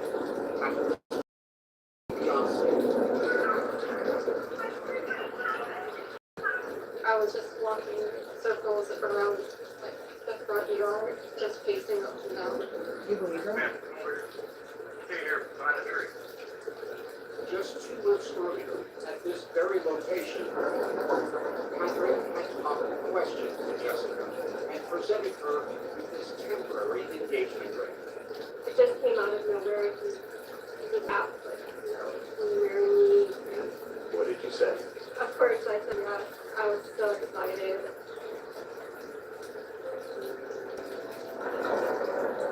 The marriage proposal She's so excited. comes at a better time. Get her. Who worked as a bank. Sorry. Months earlier, she had There's been nothing wrong with carry on. an 8-year relationship and then met Patrick. We just fell in love right away. It was a connection from the beginning. It was kind of like love at first sight. Jessica worked a construction job with his father, Fab the Builder, partied and played together as their romance blossomed. Patrick ordered this custom-made work of art to be delivered to his home for Jessica's permanent engagement ring. He was a romantic, says his mother, Patricia Rant. Patrick was a wonderful son, and he loved kids and loved babies. And I really was looking forward to having grandchildren someday. Jessica and Patrick lived in different cities. She was in Orlando, while Patrick lived with his father in Deltona, 30 miles away. On the night of February 26, 2018, this sweet voicemail. Good night. How are you? Linda, sorry, open.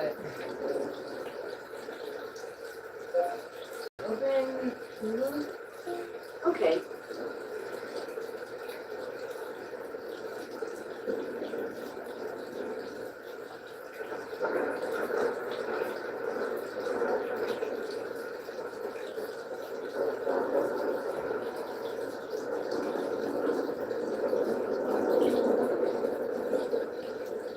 I'm wondering if I still have Hulu. What happened? Why does it keep doing that? Every time I try to get Hulu, it's acting like it's just too much.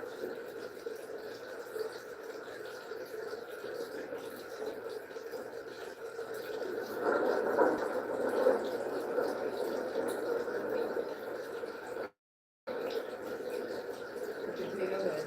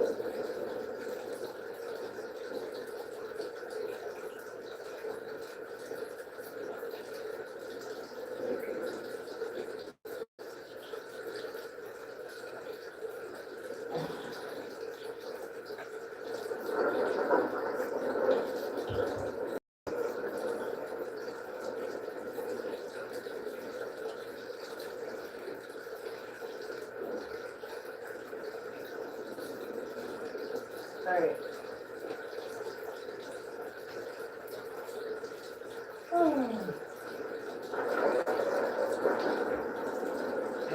I woke up before my morning, but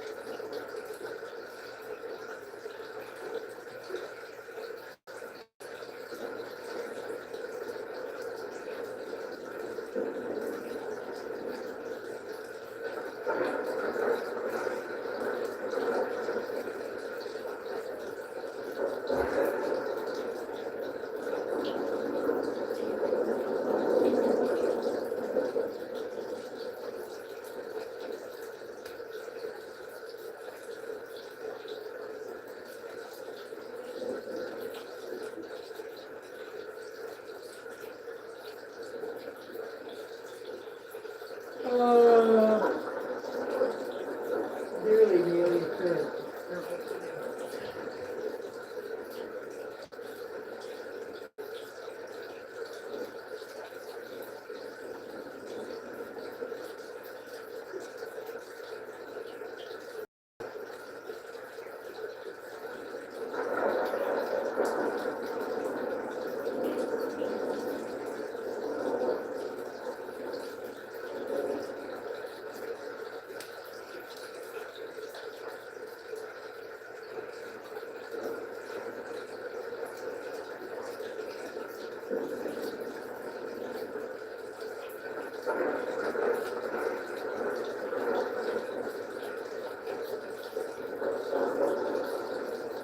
You could be doing your own exercise at this time while checking up on whatever your local news is. Christian whistleblower. Let's see what Jeffrey's like. Getting that from YouTube. Do a little Jeffrey review upon it.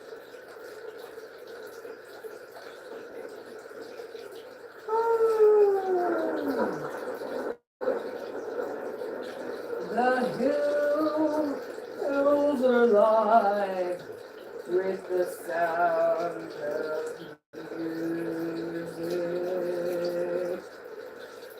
What? The YouTube, my Fire Stick, does anybody else ever have issues with their Fire Stick? Like that it's just like one of these devices that, oh, it works. Sometimes.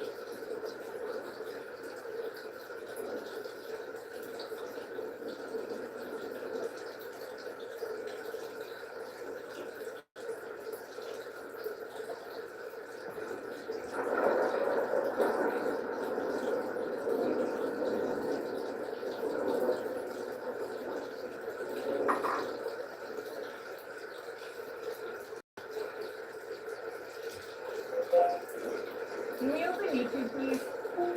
Here's YouTube.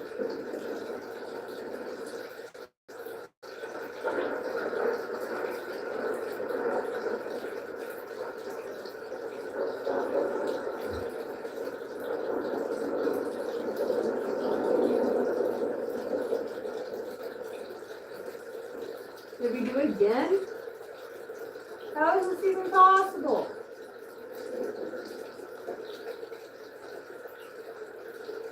My TV, it's like it'll work for so long and then it doesn't want to work. I don't know, sometimes I think it's the connection. Like, is it the connection?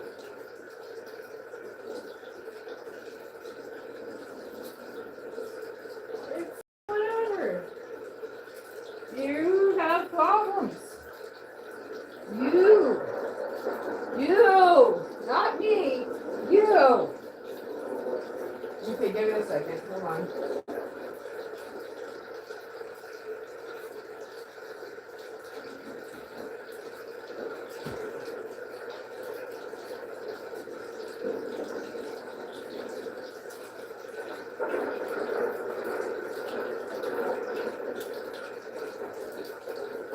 Near infrared and infrared lights. Come on now. I point them at my brain, the frontal lobe area, particularly. I try to get my skin too, but a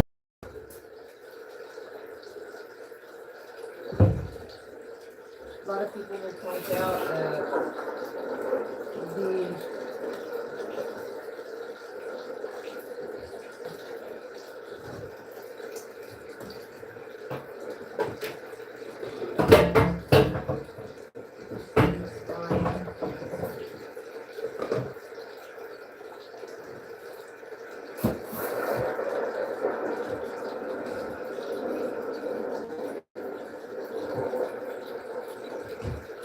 Alright.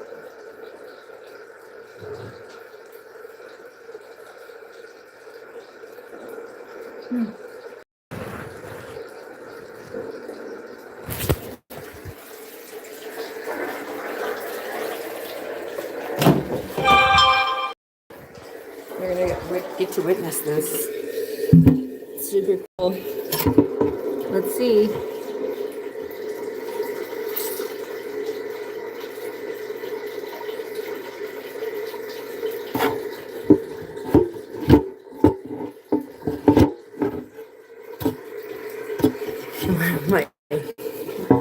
One of my longtime subs was like, that near infrared can open the door to demons, and I was like, what?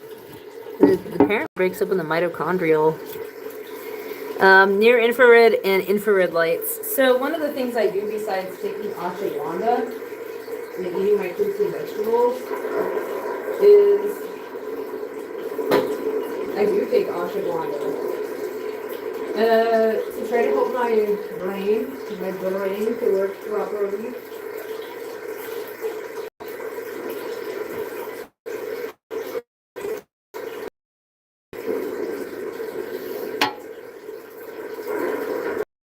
So I put this right here and I point it. It's not at my eyes. If I were to do this on my eyes, I would put the glasses on. And I just hold my head like this for a little while. Sometimes I lift it up and kind of go like this. But the reason why is because about 10 minutes of this, 3 to 6 inches from your frontal lobe, causes reversals and depression and shit.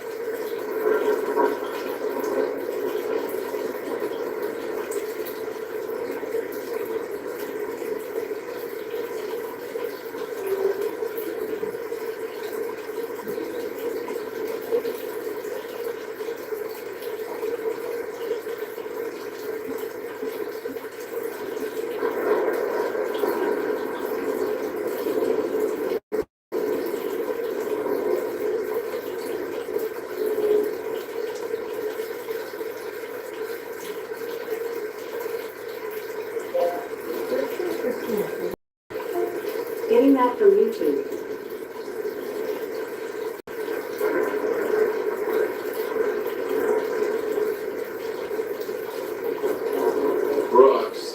a serial killer. Man, You sound like you review shit.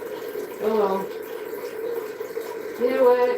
Sometimes I wonder if I need to send my fire stick back. I don't really understand. Like I feel like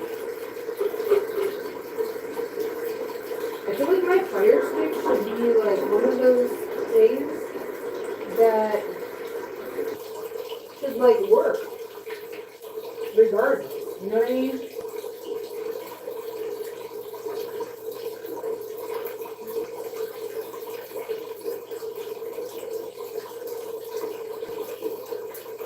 I don't know why it does this. It did this last night. It does it sometimes. It can be frustrating at times. We hope that it's gonna work, but it could maybe not. The fire stick, it's like this fickle unit.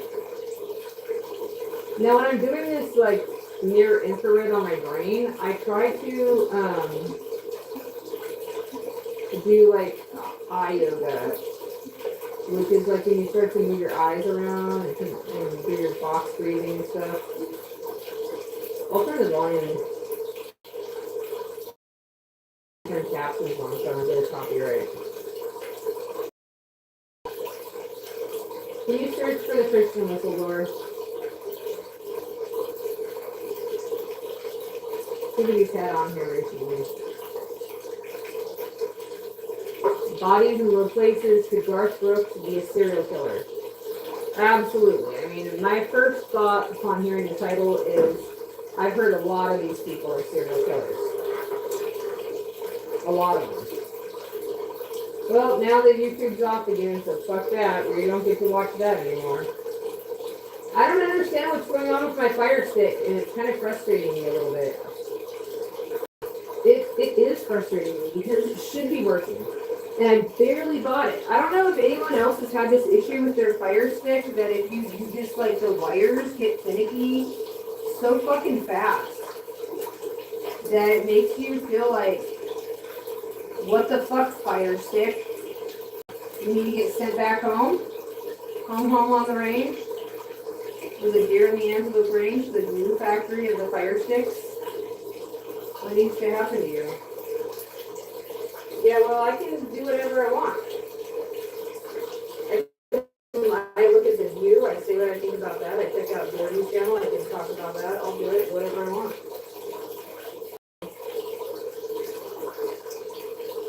This fucking fire stick, trying to control my behavior. That fucking fire stick! You're gonna be in a video here now.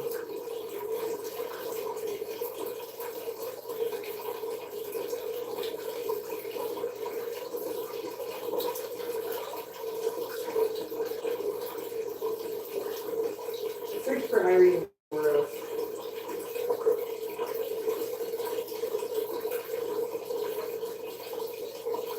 Eileen Wuros.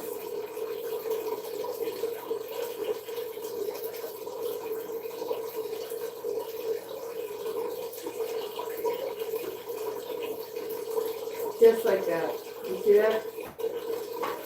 So there's something clearly going on with the fire stick this morning.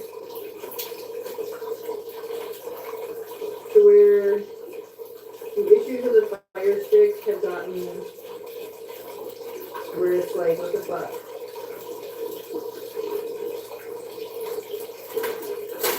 No, because I love watching news. This worked just fine last night, too.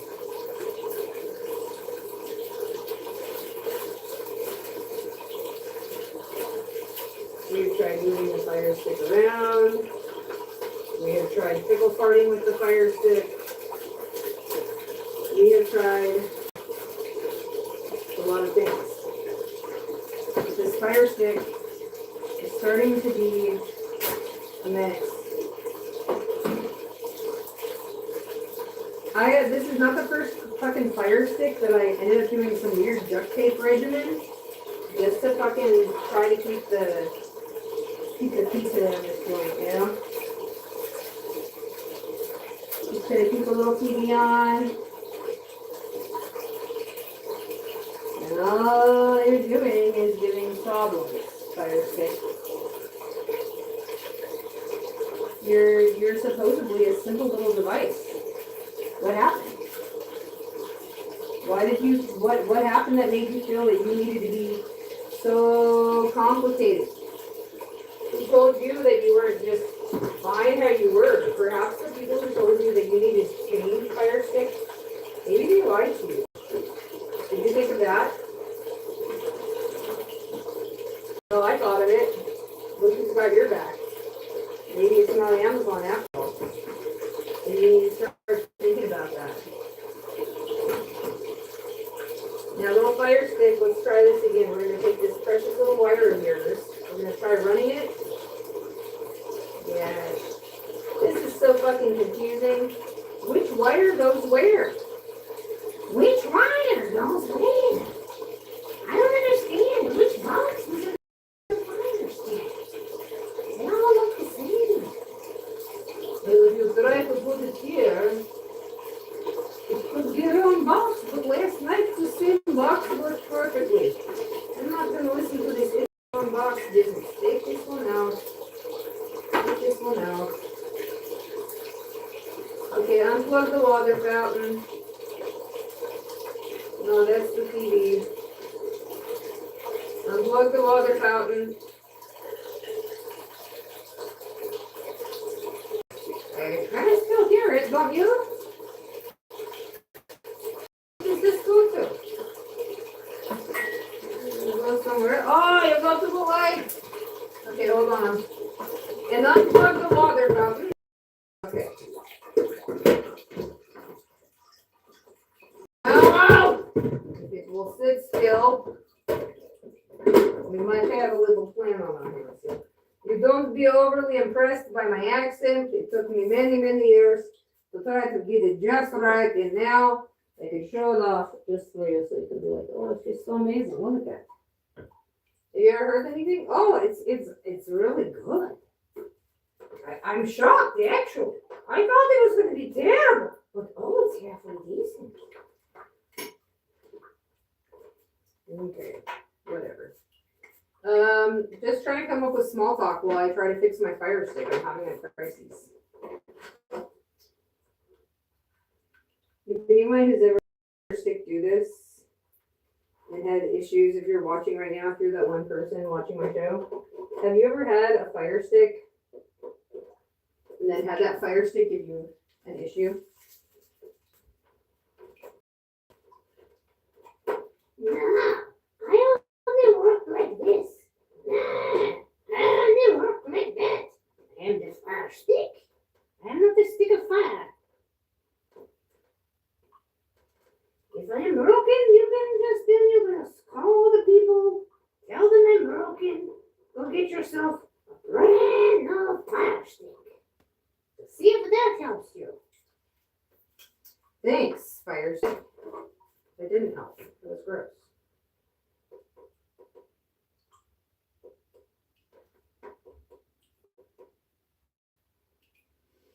I don't like you neither.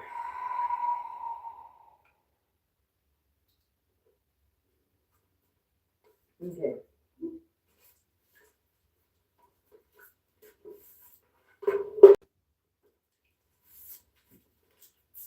We were trying to keep sustained.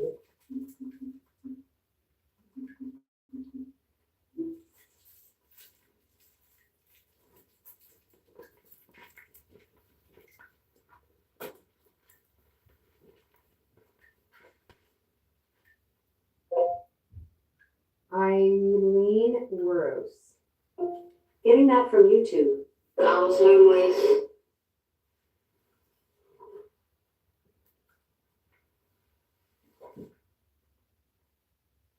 Is it gonna do it again? Oh, it did! Ah! Why?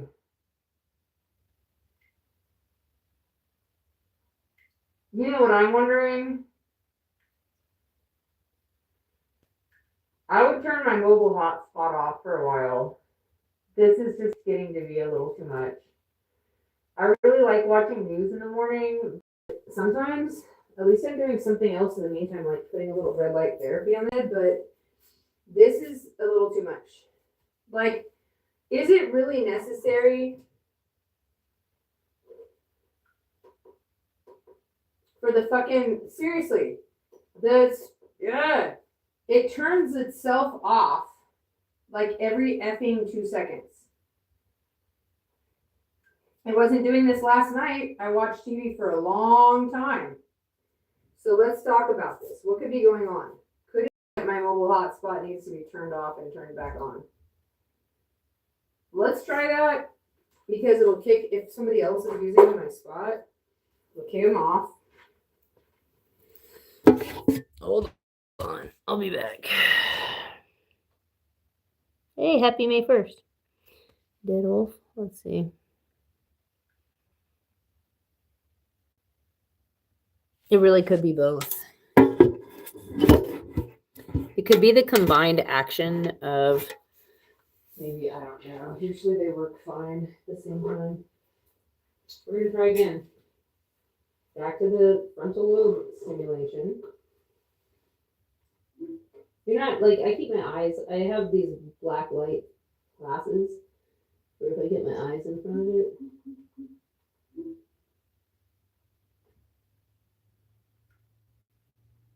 And you should too, if you would like.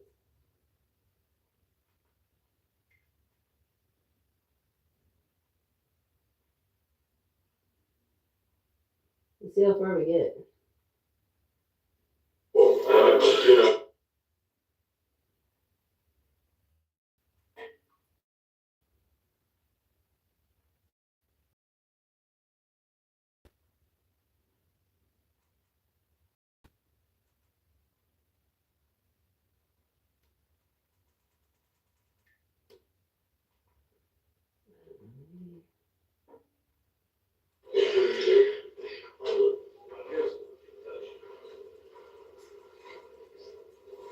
I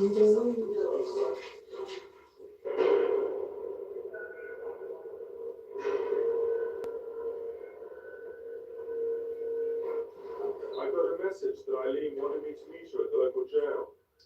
We checked the film outtakes and made a great legal discovery that Steve had in fact exchanged his pongy blue t-shirt for a clean white one.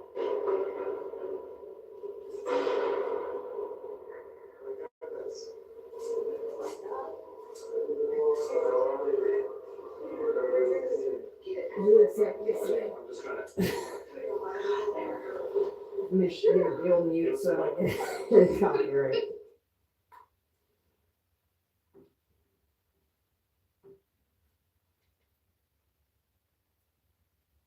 What's the difference between Irene Wuros and Diddy? Well, Irene or Eileen got the death sentence in the electric chair because she wasn't a millionaire. You know, I don't think there's been one millionaire who sat on the electric chair. Oh yeah, and his crimes are worse. That's why he's got all the money, him and Epstein, people like that. Well, Manson and Irene and everybody else get the public going, oh, we hate you. Right? But they love them. What kind of public is that? It's just you can't like the human race.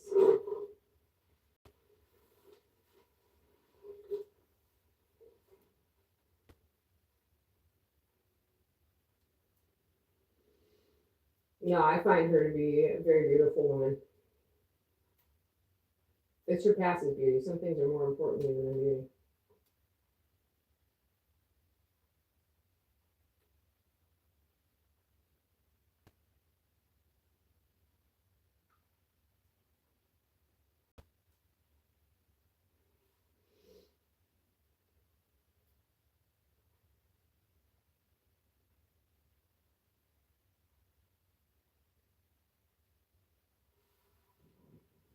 You have to replace a little bit here.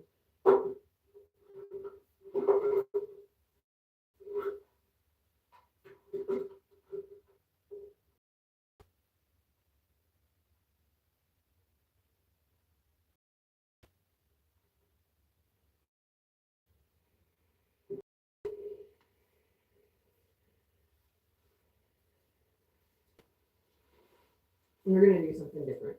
Let's go get like 5 tidbits from 5 different YouTubers and then throw it all together. Chase Hughes, most recent videos. We'll go with the most recent. We'll get the first idea in the first few seconds and we'll throw them all together. Chase Hughes, first video, the simulation. We need something the most recent. Look at, see how it just let go. We'll go with the, people hate having their videos reviewed. Well, fuck you, you know. You can just turn the TV off. Screw you. Let's see. Chase Hughes. What's something Chase Hughes teaches? Chase Hughes teaches that that this is all a simulation and a game, and that once you understand that it's a game, it's almost boring and it's less complicated, and you can take things seriously because everybody's the same person. Blah blah. Marina something or another. I forget her last name. She's like a Russian lady with a hat she wears. She changed it. It was Marina something. Now she changed her title. Now she'll go from the exact opposite point of view. When you try to say that everybody's the same person, what you're trying to do is remove the individuality from the individual and say that their pain and anything that happened to them doesn't matter. You're essentially trying to nullify their feelings using fancy talk. And they sound good, and these religions may have said the same thing for thousands of years, but like for thousands of years, people have been living in horrible situations. So I wouldn't really like be too impressed. Okay, so like let me give you an example. What's Egypt? Egypt is a pyramid type power structure, right? It's a power structure more than a building. Churches aren't made of bricks, they're made of people. It's a power structure. So it's a pyramid type power structure. So as long as you have a pyramid power structure operating on Earth, Earth is living in what? Egypt, thank you, the entire planet.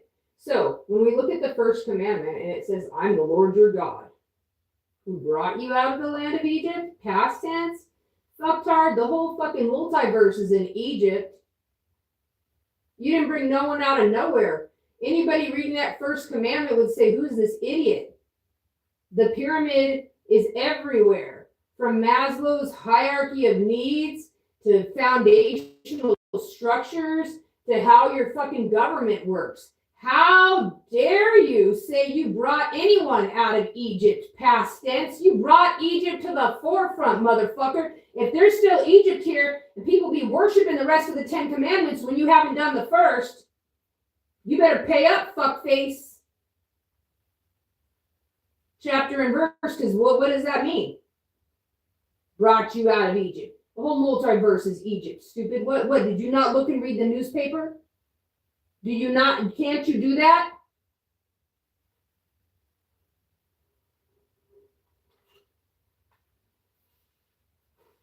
What do you call it?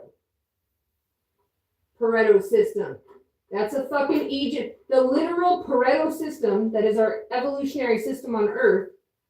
When they show the Pareto system, guess what it looks like? They shape it like a pyramid. The other thing they shape it like looks almost identical to a yin yang. How weird. The pyramid and the yin yang actually mean the same thing. Yep. So if you didn't take the people out of Egypt, you shouldn't be asking for any praise. You just nullified the other 9 commandments, fuckface.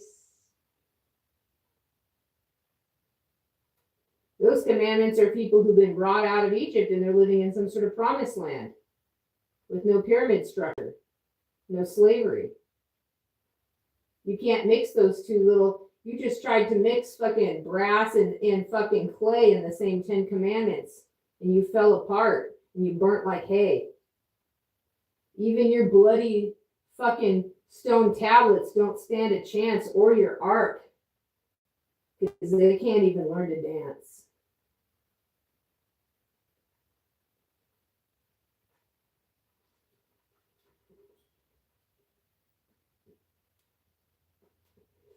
Oh, come on now. You act like you're all upset that they set up Zeus in the Holy of Holies and slaughtered pigs and the Maccabees had a rebellion and Titus was putting on some hip legs and about 80, 70 and gold dripping through the rocks and fire and whatnot.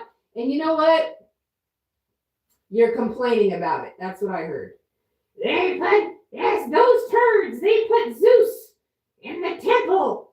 And to this day, these people are walking around saying, "Hey Zeus, hail Zeus." And they say, hey, they have hail Zeus in their heart, and their heart's the temple. Well, I guess you must like hail Zeus. There really was no difference from the start, was there? Jesus, Zeus, same difference.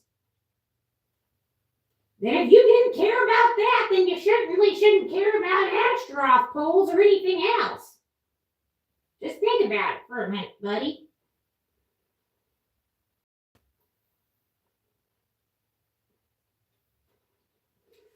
Red light therapy is to help the brain. It's to make it smart. It's to help everybody's already smart. It's only the people who know their stupid is actually smart. But we're not gonna get into it. It supposedly gets in there and it does these mitochondrial thing. It gets it go, ooh, so your mitochondria is working again. I like to get my face. You gotta close your eyes. You really need to cover your eyes with your hands with those black lights when you do the face. To alleviate depression, as you can tell. It's time for my walk. Isn't that swell? This is to draw a picture and write in my journal. I should do it first.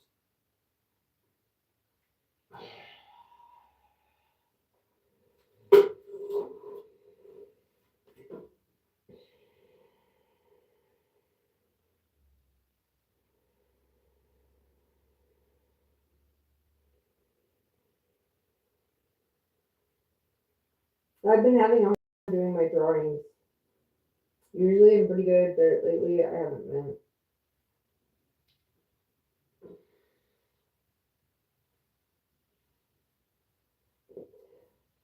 Oh, all right.